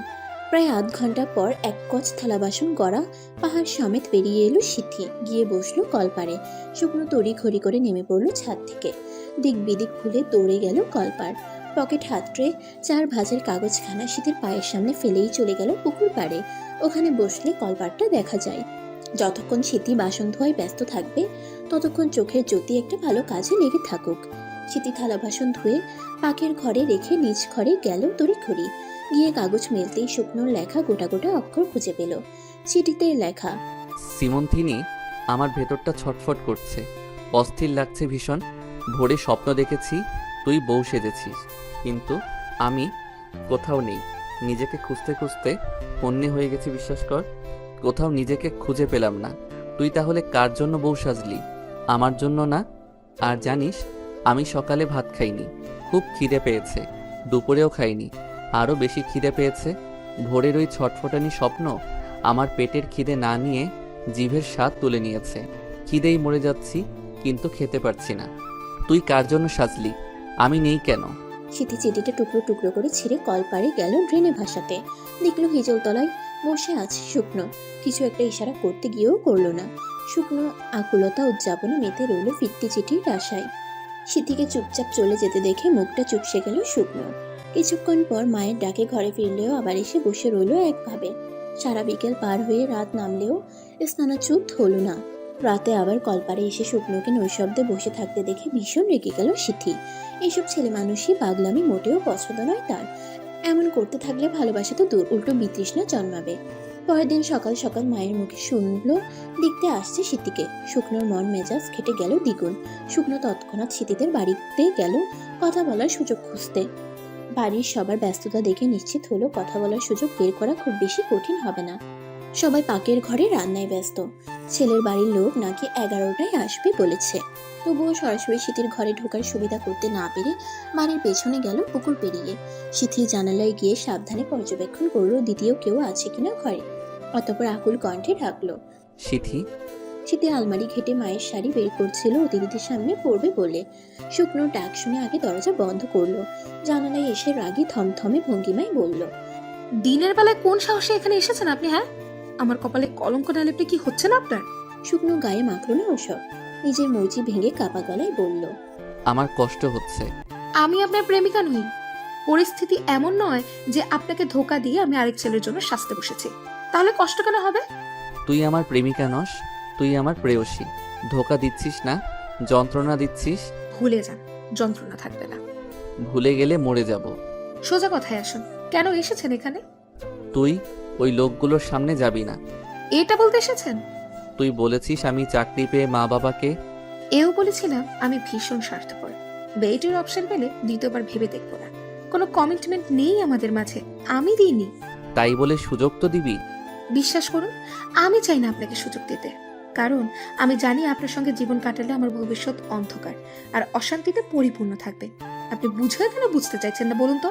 ওই দিন বললাম না, প্রেমিকরা প্রেম বোঝে, বিয়োগ না। চুপ করুন, এসব ফিল্মি ডায়লগ আমার অসহ্য লাগে, চলে যান এখান থেকে। আচ্ছা চটিস না, শোন, তুই যা তাদের সামনে, আমি এই নিয়ে আর কিছু বলছি না, কিন্তু ছেলের সঙ্গে আলাদা কথা বলবি না, আর বিয়ের কথা যেন না আগায়। আপনি শিওর থাকুন, শ্বশুর শাশুড়ি পছন্দ হলে অবশ্যই ছেলের সঙ্গে আলাদা কথা বলবো, আর আলাদা কথা বলে ছেলে পছন্দ হলে বিয়ের কথাও এগোবে, আর বিয়েরটাও হবে। সিথি, আমি রেডি হব, দেরি হচ্ছে আমার, চলে যান। যাব না। জেদি আপোষহীন বিরোধিতা শুকনোর কণ্ঠ আর মুখভঙ্গিতে। সিথি দাঁতে দাঁত চেপে জবাব ছুড়ে দিল। আমি শাড়ি পরবো, দেখবেন? শুকনো অকপটে জবাব দিল। না, এখন না, বিয়ের পর। সিথি রাগ দেখিয়ে জানালা বন্ধ করতে গেলে শুকনো হাত ঢুকিয়ে দিল জানালা বরাবর। সিথি অতশত না দেখে মুখের উপরে জানালা বন্ধ করতে গিয়ে শুকনোর হাতের উপর দিয়ে জানালার কপাট চালালো। চাপা আর্তনাদে চোখ মুখ কুচকে নিল শুকনো, দাঁতে দাঁত চেপে ঠাই থারিয়ে রইল। তবুও স্থানচ্যুত করলো না ব্যথায় জর্জরিত হাত দুখানা। সিথি আকস্মিকতায় হকচকিয়ে গেছে, অপরাধ বোধে বিদ্ধ অন্তরাত্মা। এই প্রথম হাত ধরল শুকনোর। ব্যথায় নীল হয়ে চামড়া খসে যাওয়া অংশে হাত বুলিয়ে দৌড়ে গেল মলম আনতে। রক্ত বের হয়নি, তবে বেশ ভালো জখম হয়েছে। সিথিদের ফ্রিজ নেই, থাকলে বরফ ধরা যেত। আপাতত ঠান্ডা জল ঢাললো হাতে, অতঃপর চামড়া উঠে যাওয়া জায়গায় খানিক মলম ঘষে শান্ত হয়ে দাঁড়ালো। বড় বড় শ্বাস টেনে শান্ত করলো নিজেকে। এর মাঝে শুকনো বলে উঠল, প্রেয়সীর প্রথম ছোঁয়া, তাও এত যত্নের, খুশিতে মরে না যাই রে সিথি। সিথি কঠিন স্বরে জবাব দিল, আপনি আমার দ্বারা ব্যথা না পেলে আপনার শুশ্রূষা তো দূরে ফিরেও তাকাতাম না। না, আমি কোনো দয়ার সেন্টার খুলে বসিনি। ভালোবাসি। হাতে ওটা কি? শুকনো হাত নেড়ে চেড়ে দেখতে গেলে ওদিকে জানালা আটকে দিল সিথি। শুকনোকে বোকা বানিয়ে জানালা আটকেও ওদিকে শান্ত হলো না সে। বুকের ভেতর কেমন করছে যেন। এভাবে কেউ ভালোবাসি বলে নাকি? মুখের উপর চোখে চোখ রেখে ভেতরটা নড়ে উঠেছে। পাত্রপক্ষের সামনে নীল শাড়ি আর খোলা চুলে বসে আছে সিথি। ছেলের মা, বাবা, মামা, মামি, পিসে পিসে মশাই জহুরি দৃষ্টিতে পর্যবেক্ষণ করছে শীতের পা থেকে মাথা অবধি। নজর কেড়েছে তা বেশ বুঝতে পারছে শিউলি। ছেলে তাকিয়ে আছে পুরুষালী প্রখর দৃষ্টি ফেলে, তবে দৃষ্টিতে মুগ্ধতা বিদ্যমান। এক পর্যায়ে ছেলের সঙ্গে আলাদা কথা বলতে দেওয়া হলো সিথিকে। সিথির নিজ ঘরে পাড়াতো এক বদি নিয়ে গেল দুজনকে। দরজা খোলা রেখে বাইরে এসে দাঁড়ালো সে টুম্পাকে নিয়ে। সিথি একা হতেই সর্বপ্রথম নিজেই বলে বসলো, আপনারা কি আমি কিছু প্রশ্ন করতে পারি? ছেলে যে খানিক অবাক হলো তার অকপটতায় তা বুঝতে অসুবিধা হলো না সিথি। ছেলে জবাব দিল, জি অবশ্যই। আপনি পৃথিবীতে সব থেকে বেশি কাকে ভালোবাসেন? বাবা মাকে। বিয়ের পর বউ আর মায়ের মাঝে ঝামেলা হলে যখন দেখবেন বউ আর মা দুজনেই ভুল, তখন কার পক্ষ নেবেন? ভুল বা সঠিক জানি না, তবে বউকে প্রথম দিনই ভালোবেসে বুঝিয়ে বলবে মা ভুল হলেও তার সঙ্গে উঁচু আওয়াজে কথা বলা যাবে না, ঝামেলা তো অনেক দূর। মা আর বউয়ের মাঝে যে কোনো একজনকে বেছে নিতে হলে কাকে বেছে নেবেন? চেষ্টা করবো এমন পরিস্থিতি না সৃষ্টি হোক যেখানে মাকে বেছে নেওয়ার প্রশ্ন আসবে। মায়ের সঙ্গে কারোর তুলনা চলে না। তবুও যদি এমন সিচুয়েশন ফেস করেই বসি, তবে নিজেকে ইনভলভ করবো না তাদের মাঝে। যতদিন না দুজনের মধ্যে সব ঠিকঠাক হয়ে যায়, ততদিন নিজে উল্টো রেগে থাকবো। দুজন মিলমিশ হলে তবে কথা বলবো দুজনের সঙ্গে। ইমপ্রেসিভ। বিয়ের পর মাকে বেশি ভালোবাসবেন না বউকে? দুজন দুজনের জায়গায়, মা মায়ের ভালোবাসা সম্মান পাবে, বউ বউয়েরটা। কখনো প্রেম করেছেন? জি করেছি, দুটো। স্কুল লাইফে একটা, কলেজের লাইফে একটা। লাস্ট 3 ইয়ার হলো সিঙ্গেল আছি। বউ চাকরি করতে চাইলে করতে দেবেন? আমার বাবা মাকে আমি খুশি রাখতে চাই, যেমনটা তারা আমার সারা জীবন রেখে এসেছেন।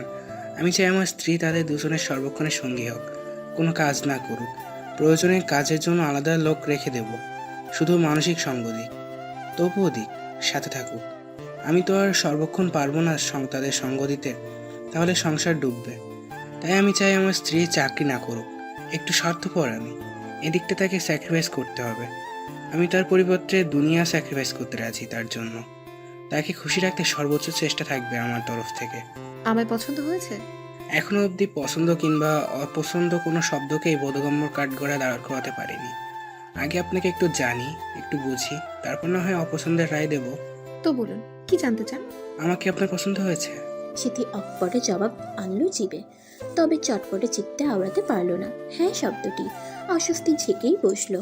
শেষমেশ দৃষ্টি নত করে জবাব দিল। অপছন্দের হননি। অপছন্দ না হওয়ার কারণ? কারণ ভেঙে বলতে হবে? অবশ্যই। যে পুরুষ মাকে ভালোবাসতে জানে, যথার্থ সম্মান দিতে জানে, সে কখনো স্ত্রীর অসম্মান করবে না, ভালোবাসবে। যদি আপনার মন আর মুখ আলাদা না হয়ে থাকে, তবে অবশ্যই আপনার মা রত্নগর্ভা, আর আপনি একজন সত্যিকারের পুরুষ। আমার মনে হয় আপনারও কিছু জিজ্ঞেস করার আছে। মনে হওয়ার কারণ? কারণ আপনার মায়ের শিখিয়ে দেওয়া জবাবগুলো তো সবে অর্ধেক বললাম, বাকি অর্ধেক পেশ করতে হলেও আপনাকে তো প্রশ্নগুলো করতে হবে মিস সীমন্তিনী। সিথির মস্তিষ্কে যেন বিস্ফোরণ ঘটল মুহূর্তেই। নত দৃষ্টি অগ্নিঝরা দৃষ্টিতে পরিণত হলো এক লহমায়। ছেলেটি কি যেন ভাবলো এক মুহূর্ত, অতঃপর প্রবল আগ্রহ নিয়ে পুনরায় বলল। আমার পুরো নাম সৌরভ গাঙ্গুলি। পড়াশোনা এইচএসসির ফর্ম তোলা অবধি সীমাবদ্ধ। আমি সিগারেট থেকে শুরু করে সব ধরনের নেশা করেছি একসময়, এখনও করি, তবে হঠাৎ ঘিলু ঘেটে গেলে তখন। তাছাড়া ভদ্রলোক। আর গার্লফ্রেন্ড কোনোদিন ছিল না, না স্কুলে না কলেজে। আজীবন সিঙ্গুলার নাম্বার ছিলাম, কেননা গরিবের ছেলেদের জীবনে গার্লফ্রেন্ড নামক পোষা বেড়া থাকে না। বাবা মা জানে একটি কোম্পানিতে ভালো জব করি আমি, জানে না যে সে কোম্পানির মালিক আমি নিজেই। কোম্পানিটা দাঁড় করিয়েছি পাপের রোজগারে। বেশ কিছু ইনলিগাল কাজের সঙ্গে যুক্ত ছিলাম আমি কলেজ লাইফ থেকে, লাইক ড্রাগস অ্যান্ড থাক, এসবে এত ডিটেলসে আপনার না জানলেও চলবে। মোট কথা, আমার সম্পর্কে আপনি যা জানেন সবটাই ভুল, বুঝলেন মিস সীমন্তিনী? সিথি গম্ভীর মুখে শুনল সবটা, ফোঁস করে শ্বাস ছাড়ল, বিরক্তি আর রাগে মুখ কুঁচকে। অতঃপর গৌরবের উৎসাহী চোখে চোখ রেখে বলল। আপনাকে আমার সত্যি পছন্দ হয়েছে। এত সুন্দর সাজিয়ে গুছিয়ে নাটকীয়তা বজায় রেখে মিথ্যে কজন বলতে পারে বলুন? একজন বন্ধু হিসেবে বেশ গ্রহণযোগ্য আপনি। ইস, ধরে ফেললেন। চুলের বাজে হাত খুলিয়ে বলল গৌরব। সিথি বলল। মা নিজে শিখিয়ে দিয়েছে, না আপনার মাকে দিয়ে বলিয়েছে? আপনি কি কি প্রশ্ন করতে পারেন আর তার পরিপ্রেক্ষিতে আমার কি কি জবাব দেওয়া চাই তার বিশাল একখানা লিস্ট ধরিয়ে দিয়েছে আপনার মা আমার মায়ের হাতে। মেবি আপনি আরো কিছু বলতে চান, ক্লিয়ারলি বলুন। মেয়ের দেখি বেশ বুদ্ধি। আপনি আমায় বিয়ে করতে আগ্রহী নন, থাকলে এভাবে সব ঘেটে দিতেন না। এবার সত্যি কথা বলেও আবার মিথ্যে পেশা টেশার কথা বলে ভয় দেখানোর তাৎপর্য ব্যবহার করুন। তাৎপর্য? বেশ গম্ভীর শব্দ ব্যবহার করেন আপনি। আচ্ছা, যাই হোক, অ্যাকচুয়ালি একজনকে ভালোবাসি আমি, বিয়ে আমি তাকেই করব। কিন্তু আমার ভালোবাসা সুন্দর হলেও ভালোবাসার মানুষের মনটা সুন্দর ছিল না। বিয়ের আগে আলাদা থাকার প্ল্যানিং করছিল। ভালো যখন বাসি ছেড়ে তো দিতে পারি না, তাই একটু শিখিয়ে পড়িয়ে নেওয়ার পর্ব চলছে। আমার মায়ের মনের মতো নিজের হাতে গড়ে নিচ্ছি। একটু সময় চাই। সে যেদিন মনে হবে সে উপযুক্ত, মনে কোনো কালিমা নেই, সেদিন ঘরের বউ করে নিয়ে আসবো। মেয়েটা আমার বড্ড ভালোবাসে, নিজেকে আর নিজের মানসিকতাকে আমার উপর ছেড়ে দিয়েছে। আর ইলিগাল কাজের কথা বললাম আপনাকে ভরকে দিতে। আপনাকে নিয়ে আমার কৌতূহল ছিল আকাশ সমান। আপনাকে আমার মায়ের পছন্দ হয়েছে বলে কিনা আমার মা প্রশ্নের জবাব লিস্ট ধরিয়ে দিল হাতে, যাতে আপনাকে ইমপ্রেস করে বিয়েতে রাজি করতে পারি। কি আশ্চর্য ঘটনা! যদিও চাইলে মাকে বুঝিয়ে সুঝিয়ে দেখে আসা ক্যান্সেল করতে পারতাম, তবে আপনাকে সরাসরি দেখার এবং বোঝার লোভ সামলাতে পারি নাই, তাই দেখতে আসার আয়োজন। এবার বাইরে চলুন তাহলে। তা রিজেক্ট কি আপনি করবেন না আমি করব? আপনি করলে বেটার হয়। আই থিংক দুজনে করলেই বেস্ট হবে। শঙ্করী রানীর সঙ্গে গোল পাকিয়েছে শিউলি। সাংসারিক টুকটাক ফুল নিয়ে চলছে দুপক্ষের বাগবিতণ্ডা। শিউলি আসলে সিথির রাগ শাশুড়ির উপর ছাড়ছে। বিয়েতে নাকচ করাই জ্বালা ধরেছে মনে। সরাসরি সিথিকে কিছু বলতে না পারার ক্ষোভ যেদিক দিয়ে পারছে পুষিয়ে নিচ্ছে। এদিকে সিথি আছে চিন্তায়, বাইরের শোরগোলে কান দেওয়ার বোধ যেন নেই। হাতে একখানা চিরকুট আগলে বসে আছে থম মেরে। চিরকুটের ভাঁজ খুলে আরো একবার চোখ বুলালো তাতে লেখা। আমার ভেতরটা জ্বলে পুড়ে খাক হয়ে যাচ্ছে রে সিথি। তুই কি করে বললি ওই ছেলেকে তোর অপছন্দ হয়নি? কি করে বললি? কটা কথা শুনেই অপছন্দ হয়ে গেল? এক অপরিচিত লোক। আমি তো কত শত হৃদয় নিংড়ানো শব্দ সঁপে এলাম তোর পায়ে। কত রাত নির্ঘুম কাটিয়ে ঘুম লিখে দিলাম তোর নামে। নিজেকে ভেঙে চুরে তোর বাস করলাম অন্তরাত্মায়। আমায় তো কোনোদিন এক চিলতে হাসিও দিলি না বিনিময়ে। ওই লোকটা কিনে এত কিছু পেয়ে গেল। বিয়ে ঠিক হোক, ঝামেলা করব না আমি, আটকানোর কোনো চেষ্টা করব না, ভিক্ষা চাইব না। আর তোকে ভালো থাকিস স্বপ্ন আর স্বপ্নের মানুষগুলো নিয়ে। তুই আর আমি একসাথে একদিনেই বিদায় নিব, দেখিস, একসাথে, শুধু গন্তব্য আলাদা হবে। সিথি একজোটে পড়া শেষ করে ফোঁস করে শ্বাস ফেলে খালি পায়ে ছুটল শুকনোদের বাড়ি। যা ভাবার ভেবে নিয়েছে, এবার কিছু করার পালা। শুকনোর মা শত্রুপা শিউলির পাশে বসে ঝগড়ায় তাল দিচ্ছে। যতক্ষণ এই বাড়ির চেঁচামেচি না থামছে ততক্ষণ তাকে ঘাড় ধাক্কা দিয়েও উঠানচাড়া করা যাবে না। নিশ্চিন্তে বোঝাপড়া করা যাবে শুকনোর সঙ্গে। সে নিশ্চয় এখন একলা ঘরে দুঃখ বিলাসে মত্ত। শুকনোদের সদর দরজায় ছিটকিনি দেওয়া নেই, আলগা হাতে চাপানো রয়েছে। স্মৃতি দরজা ঠেলে প্রবেশ করলো ভেতরে। ঢুকেই সচেতন সজাগ দৃষ্টি ফেললো চারিদিকে। অতঃপর বাম দিক হেঁটে শুকনোর দরজায় করা নাড়ল প্রচন্ড শব্দের আলোড়ন তুলে। ভেতর থেকে জবাব এলো। ব্যস্ত আছি। কণ্ঠ বিধ্বস্ত, আওয়াজ নিচু। শুকনোর দুই শব্দের জবাবে স্মৃতি যেন আজ পেল বহু কিছু। অতঃপর দরজায় আঘাত করতে লাগলো বারংবার একাধারে। থামলো না যতক্ষণ না খুললো ঘরের কপাটখানা। রক্তিম ফোলা চোখ, উস্কো খুস্কো চুল আর নগ্ন গায়ে দরজা খুলে দাঁড়ালো শুকনো। স্মৃতি তৎক্ষণাৎ দৃষ্টি সরিয়ে নিল উদাম বুক চোখে লাগতেই। শুকনো ভরকালো না, আশপাশ দেখতে দেখতে বলল। সান্ত্বনা দিতে এসেছিস না বিয়ার নিমন্ত্রণ? স্মৃতি দরজা ধাক্কিয়ে ভেতরে গেল শুকনোর হাত ঠেলে। জবাব তো দূর, ফিরেও তাকালো না। শুকনো অবিলম্বে ফিরে দাঁড়ালেও ভেতরে এগিয়ে এলো না। স্মৃতি পুরো ঘরের এলোমেলো অবস্থা দেখে প্রতিক্রিয়া জানালো ভয়াবহ। পায়ের নিচ থেকে ঘরের আসবাবপত্র তুলতে তুলতে রণচণ্ডী রূপ ধারণ করলো। একে একে সব ছুঁড়ে মারতে লাগলো শুকনোর দিকে। শুকনো একপাশে পরে থাকা টি শার্ট উঠিয়ে ঝটপট পরে নিয়ে ঘরের কোনায় গিয়ে দাঁড়ালো। স্মৃতি কোমরে হাত চেপে ভারী শ্বাস টেনে বলল, এখানে বসুন। কণ্ঠে আদেশ, হাতের নিশানা বিছানায়। শুকনো কেমন দিশেহারা বিভ্রান্তিকর মুখ নিয়ে গুটি গুটি পায়ে বসলো বিছানার কোণ ঘেঁষে। সিথি প্রস্তুতিহীন এলোমেলো শব্দ আওড়ালো শুকনোর চোখে চোখ রেখে। কি, ভালোবাসার ডেট এক্সপায়ার হয়ে গেছে? ছেড়ে দিলেন এত সহজে? তুই সুখ খুঁজে পেয়েছিস, স্বপ্নের পুরুষ, স্বপ্নের পরিবার। আমি তা কেড়ে নেওয়ার বায়না কি করে করি, কি করে জেদ করে আর চাই তোকে? সিথি কিছু বলতে গিয়েও থেমে গেল। ওই দিক থেকে আসা সামান্য চিৎকারের আওয়াজ থেমে গেল। আর শোনা যাচ্ছে না চেঁচামেচি। সময় আর নেই হাতে। শুকনোর মা চলে আসবে যে কোনো সময়, তাই তাড়াহুড়োই বলল, আমার অনেক কথা আছে, কাল আবার কলেজের পেছনে সকাল 10টায় দেখা করবেন, মনে থাকে যেন। বলেই ছুটে বেরিয়ে গেল সিথি। শুকনো ভাবলেশহীন তাকিয়ে রইল অনিমেষ। কাল তো সে সময় অন্য কোথাও থাকবে। গন্তব্য যে বেছে নিয়েছে এক, তাতে এবার পদার্পণ করা বাকি। বিড়বিড়িয়ে বলল, বিদায় সিমন্থিনী, ভালো থাকিস, স্বপ্ন বুকে পুষে সুখী হোস। রাত পার হলো অমানিসাময়। মনে বড্ড অন্ধকার, ঘুটঘুটে অন্ধকার, যেন গ্রহণ লেগেছে অচিরেই। পরের দিন সকালে সিথি বেশ আগে ভাগেই চলে এলো কলেজের পেছনটায়। কিঞ্চিত আশা ছিল শুকনো হয়তো উত্তেজনায় আরো আগেই এসে বসে আছে, কিন্তু না, নেই শুকনো। আসেনি সে। সিথি বসলো গাছের নিচে। ঘড়ি দেখলো 9:30 বাজে। মনে মনে গোছাতে লাগলো শব্দ গুচ্ছ। কি বলবে কি বলবে না মনে সে লিস্টের কাটছাট হলো বারংবার। দেখতে দেখতে 10টা বাজলো 11টা। শুকনো এলো না। ঠিক 12টায় যখন রোদ পড়লো মাথার উপর, তখন উঠে পড়লো সিথি এক বুক অস্থিরতা আর অস্থিতিশীল হৃদয় নিয়ে। পাগল পাগল অনুভূতি নিয়ে বাড়ি ফিরলো। বাড়ির দুয়ারে আসতেই শুকনোর খবর এলো কানে। মানুষটার নাকি ভীষণ জ্বর। শতরূপা তাই শিউলির কাছে এসেছে প্যারাসিটামলের খোঁজে। মেজাজ চটে গেল সিথির। 2 দিন পরপর প্যারাসিটামল চাই, 2 দিন পরপর গ্যাসের ওষুধ চাই। পেট খারাপ হলে সে ওষুধও চাইতে আসবে এ বাড়িতে না পেলে যাবে আরেক বাড়ি, তারপর সুবিধা করতে না পারলে যাবে ওষুধের দোকানে, তার আগে না। সেই ছোট থেকে শুনে আসছে তাদের নাকি অসুস্থ হওয়ার ঠিক 1 দিন কিংবা 2 দিন আগেই ওষুধ ফুরিয়ে যায়, আর নয়তো ডেট এক্সপায়ার হয়ে যায়। আর ঠিক তার পরের দিন তাদের উপর রোগ বালাই ঝেঁকে বসে। কি দৈবিক ঘটনা! ভাবলে রাগও লাগে, হাসিও পায়। সিথি তড়িঘড়ি এগিয়ে গিয়ে বলে, আমার ঘরে ঔষধ আছে, দিচ্ছি। তা কবে থেকে জ্বর?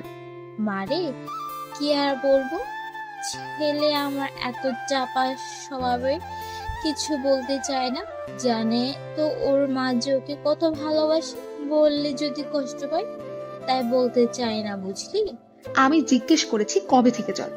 আমি তো দেখলাম ওই একটু আগে সকালে কয়েকবার ডেকেছি খেতে, উঠেনি, খালি হুম হুম করলো।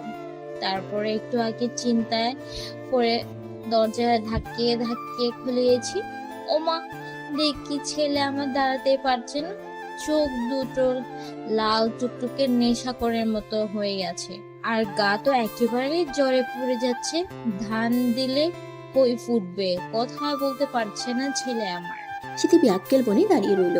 নিজের ছেলের শারীরিক অবস্থা বর্ণনা করতে করতে কি অবলীলায় নেশাখর বানিয়ে দিল। কি আশ্চর্য!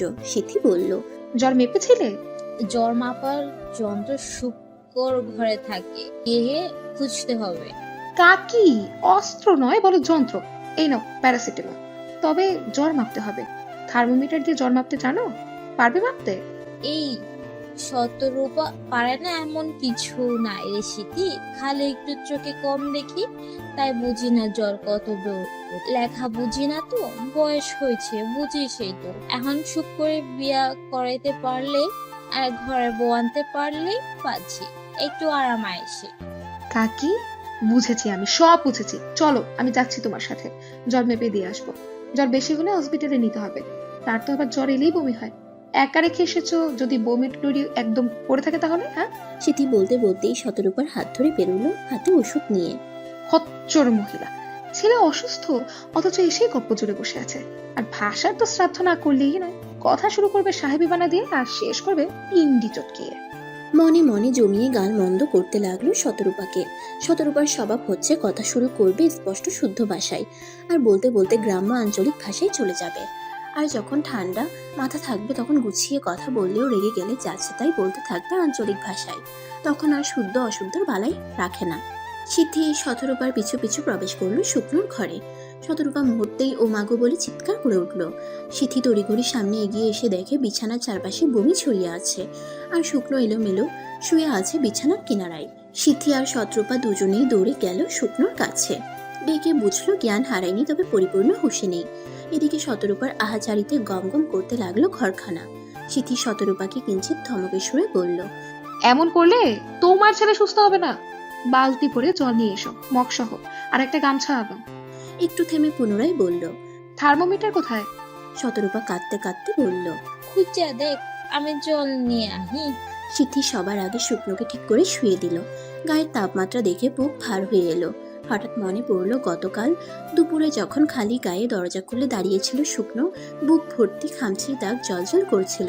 মাথার নিচে বালিশ দিতে দিতে শতরূপাকে ডেকে উঁচু গলায় বলল। কাকি, বড় একটা পলিথিনও এনো। সিথির গলার আওয়াজে খানিক নড়ল শুকনো। সিথি আবেশে ডুবলো শুকনোর মুখ চেয়ে, ডুবেই রইল। আলতো হাতে শুকনোর পরনের গেঞ্জিটা সামান্য উঁচু করলো। নজর কাড়লো খামচির অসংখ্য দাগ, চোখে যেন সইল না। কৃত্রিম আঘাত লাগলো দৃষ্টিতে। তরাক গতিতে গেঞ্জি নামিয়ে উঠে দাঁড়ালো। আবেশচ্যুত হয়ে নিজেকে গালমন্দ করলো। এইন কাজের স্পর্ধায় নিজেকে ধাতস্থ করে পুরো ঘর জুড়ে তল্লাশি চালালো থার্মোমিটারের খোঁজে। ঘরে আলমারি, আলনা আর একটি কাঠের টেবিল ছাড়া আর কোনো আসবাবপত্র নেই, তাই ওষুধের বাক্স খুঁজে পেতে বেগ পেতে হলো না। বাক্স খুলে থার্মোমিটার বের করে বসলো শুকনোর পাশে। এক হাতে শুকনোর চিবুক আঁকলে সামান্য মুখ খুলিয়ে থার্মোমিটার বসালো যত্ন করে। গালে হাত রেখে একবার ডাকলো নাম ধরে। হাত আর সরাতে ইচ্ছে করলো না। নিজের মনের চাহিদায় নিজেই বিরক্ত সিদ্ধি। উঠে দাঁড়িয়ে মনোযোগ ঘুরিয়ে ডাকলো শতরূপাকে। সারা না পেয়ে বাইরে গিয়ে দেখলো কয়েকটা তেনা নাড়াচাড়া করছে শতরূপা। সিদ্ধি জিজ্ঞেস করলো, এখনো কি করছো তুমি? তোমার না জল পলিথিন এগুলো নিয়ে যেতে বললাম। ঘর মোচার দানাগুলো নতুন রেসিপি, যেটা দিয়া বমি পরিষ্কার করব সেটা তো আর কোনো কাজে ব্যবহার করতে পারবো না, ধুয়ে দেবে কে? তাই দেখছি কোনটা বেশি পুরনো এবং সাংসারিক বিষয় কি আর তুই বুঝবি? শীতে অধৈর্য হয়ে রুষ্ট কণ্ঠে বলল, তুমি ছেলে শুশ্রূষা না করে আগে ঘর পরিষ্কার করবে? তোমায় জল আনতে বলেছে ওনার মাথায় ঢালতে আর গা মুছতে, ঘর মুছতে নয়। উফ, তোমার ইট পাথরের দালান পচে যাবে না একটু ঘর পরিষ্কার করলে, বুঝলে? সবার আগে ওনার চিকিৎসা দরকার। বেশি চ্যাটান চ্যাটান কথা বলবে না স্মৃতি, আমার ছেলে আমি বুঝবো। মায়ের থেকে মাসির দরদ বেশি। শীতে আর কথা না বাড়িয়ে বালতি ভরে জল নিয়ে গেল নিজেই। থার্মোমিটার বের করে দেখলো 103 ডিগ্রি জ্বর। পলিথিন ছাড়াই শুকনোর মাথায় জল ঢালতে লাগলো জলদি।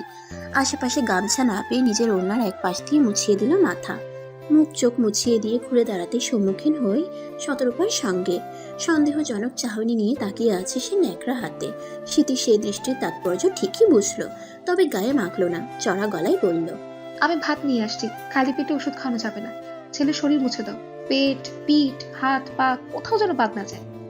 সিথি ছুটে গেল বারান্দায়। হাঁড়ি পাতিল খুঁজে ডাল আর আরো ভর্তা পেল, তাই দিয়ে ভাত পেরে নিয়ে গেল তড়িঘড়ি। এখনো শুকনোর গা মোছা হয়নি, তাই দরজায় দাঁড়িয়ে রইল পিছে ফিরে। কিছুক্ষণ পর ভাতের থালা শতরূপার হাতে দিয়ে বলল, তুমি খাইয়ে দাও, আমি এগুলো পরিষ্কার করে দিচ্ছি।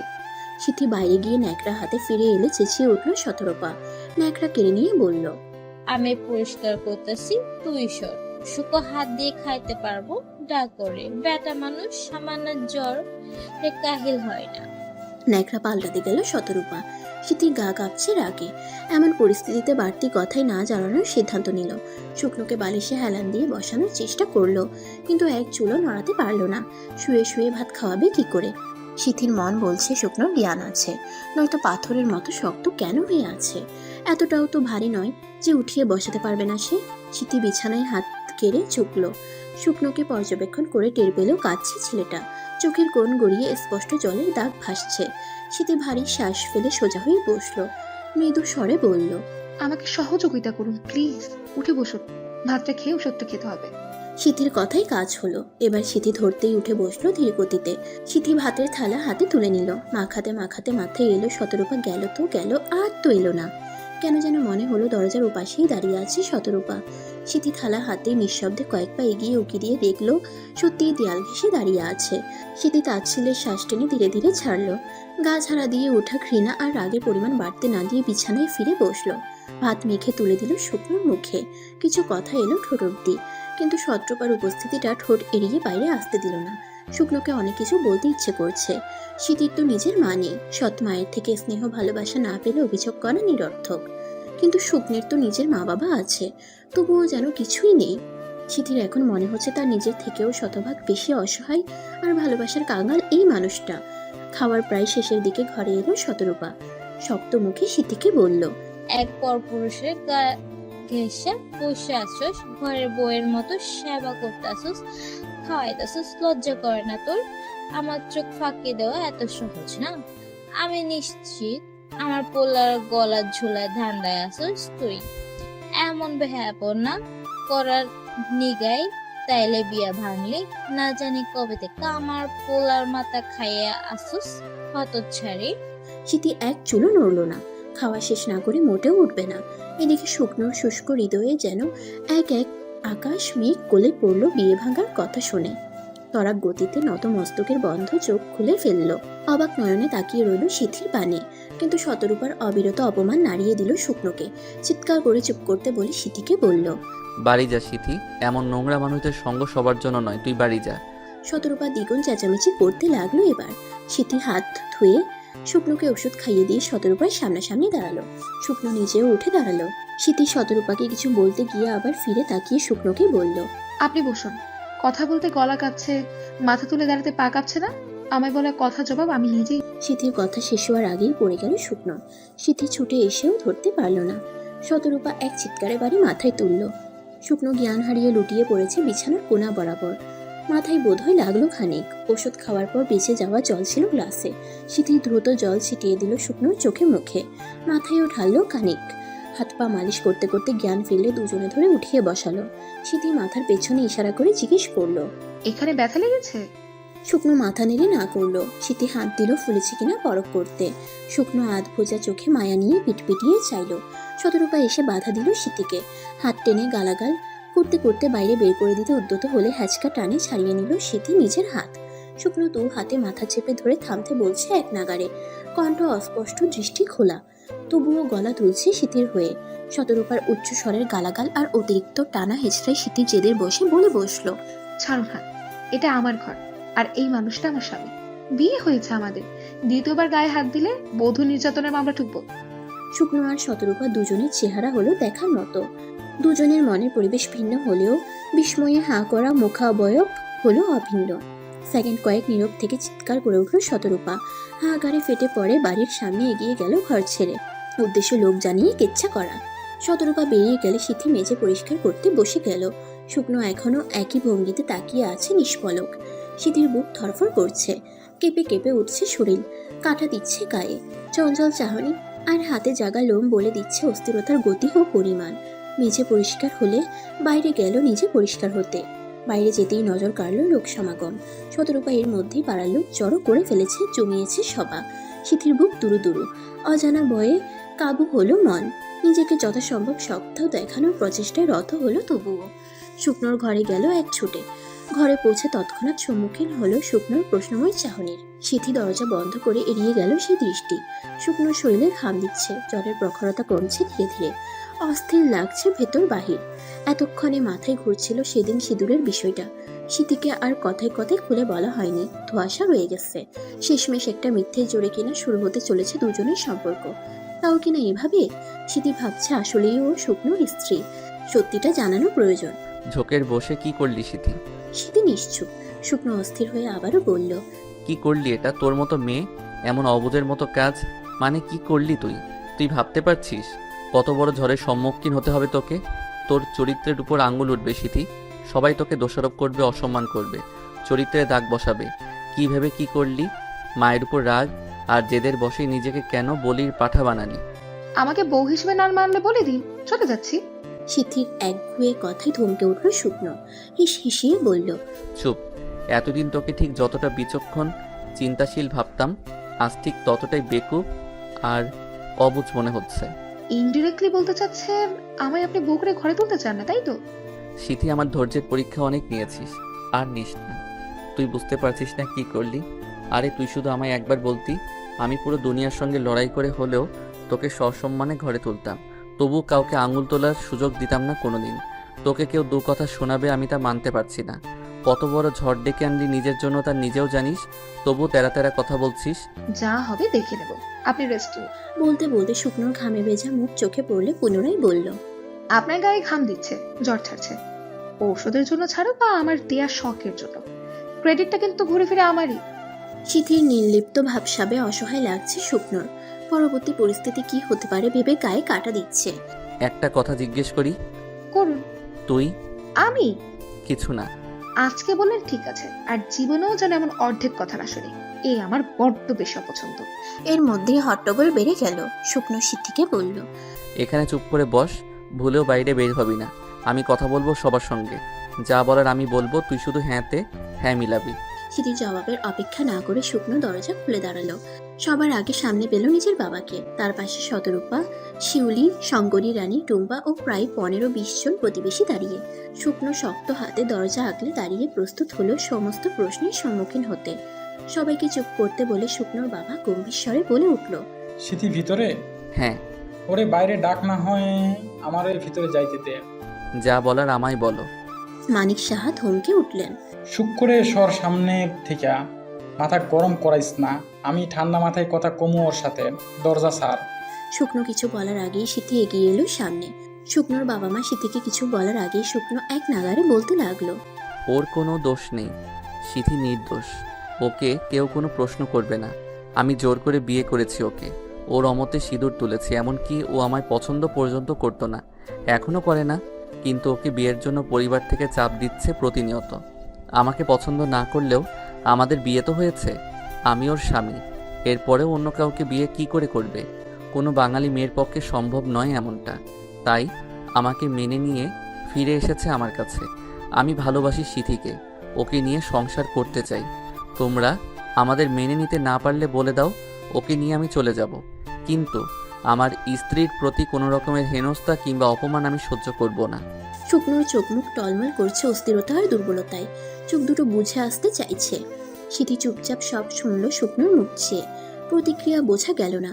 শতরূপা এদিকে চিৎকার চেঁচামেচি শুরু করেছে ফের, সাথে আছে মরা কান্না। শুকনোর বাবা শীতের দিকে চেয়ে জিজ্ঞেস করলো, সূক্ষ্ম যা কইল সব সত্য? শুকনোর মা মাঝখান থেকে বলে উঠল, আমার শুক্তোর মাথা খাইয়া দিছে ও। ওরে আপনি কি জিগান? ও যা শিখাইয়া দিছে শুক্তো তাই কইতাছে। আপনি আগে ওর রে বাই করেন। ওই শিউলি তোগো মুখ পুরিরে কো আমার সুখের ঘর থেকে নামতে। শিউলি শতরূপাকে সঙ্গ দিয়ে গালাগাল করতে লাগলে শুকনো বাধা দিল, বলল, সিথি আর আপনাদের বাড়ির মেয়ে নেই, ও আমার বউ। আমার বউকে দু কথা শোনানোর অধিকার আমি কাউকে দেইনি। আমার সামনে এমন কিছু বলবেন না কাকি, যাতে আমাকে দু কথার পরিবর্তে চার কথা ফিরিয়ে দিতে হয়।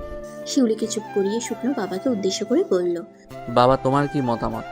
আমার বউকে সহজভাবে মেনে নিতে আপত্তি থাকলে বলো, আমি ওকে নিয়ে এক্ষুনি বেরিয়ে যাচ্ছি। শুকনোর বাবা জবাব না দিয়ে আগে ঘর খালি করলেন। সিথির পরিবার বাদে বাকি সবাইকে বিদায় করে বসলেন চেয়ার টেনে।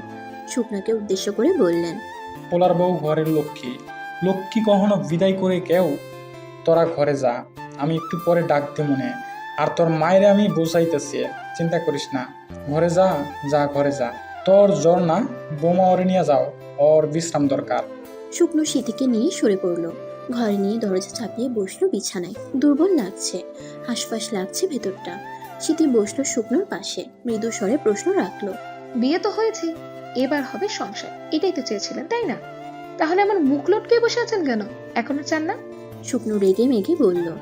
না, চাই না। মিথ্যে দিয়ে কিচ্ছু হাসিল করতে চাই না।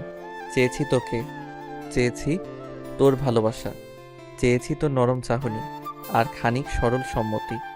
কিন্তু কি করেছিস তুই নিজেও জানিস না। আমাকে চান? এখন কথা বলবি না, আমায় স্পেস দে, আমার কিছু বলার আছে। আমি আপনার মুখ আটকে রাখিনি। শুকনো ঝটপট বলে উঠতে পারছে না। আমাদের বিয়ে হয়নি সিথি, মনে হচ্ছে বলে দিতেই সব শেষ হয়ে যাবে। হাওয়ায় মিঠাইয়ের ন্যায় মিলে যাবে সব এক পলকে, সঙ্গে হারাবে মেয়েটার বিশ্বাস ভরসা। সিথি আবারও বলল। হিসেবে তো গতকাল আমাদের বৌভাত হওয়ার কথা ছিল, আর ফুলসজ্জাও আজ। চুপ কর সিথি, বিয়ে হয়নি আমাদের। আমি সিঁদুর দেইনি সেদিন তোকে, দিয়েছিল টুম্পা। আমার অস্বস্তি হচ্ছে, প্লিজ এসব বলিস না, আমার হাঁসফাঁস লাগছে। কি বললেন, আবার বলুন। আমি তোকে সিঁদুর পরাইনি, বিয়ে হয়নি আমাদের। ও আচ্ছা, এখন তাহলে বিয়েটাই অস্বীকার করছেন। তার মানে কথার সারমর্ম দাঁড়ালো আমাকে আর চাই না আপনার, তাই তো? সিথি প্লিজ, দোহাই লাগে তোর, উল্টো পাল্টা কথা বলিস না। তোকে আমার সারা জীবন চাই। আমি তোকে ততটা ভালোবাসি যতটা ভালোবাসলে অনর্থক জীবনটাকে সার্থক মনে হয়। তুই আমার প্রাপ্তি, সার্থকতার পরিণাম। এসব বলে আমায় দুর্বল করিস না। সত্যি বিয়ে হয়নি আমাদের? না, তাহলে এখন?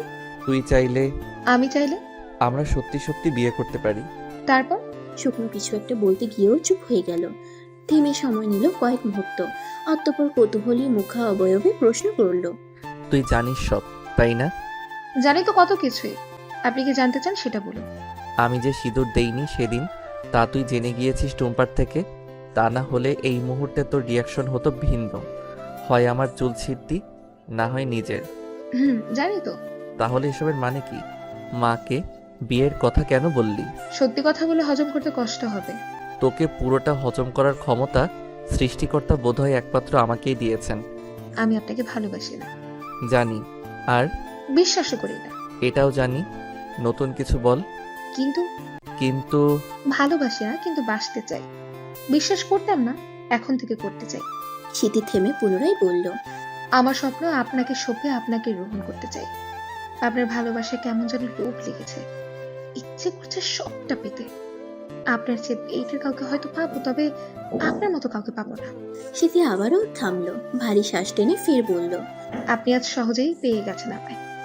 আমার দেখার ছিল আপনি সহজেই পেয়ে গেছেন ভেবে সত্যিটা আড়াল করেন কিনা, আমার পাশে দাঁড়ান কিনা। কিন্তু না, আপনি সত্যিটা আড়াল করেননি।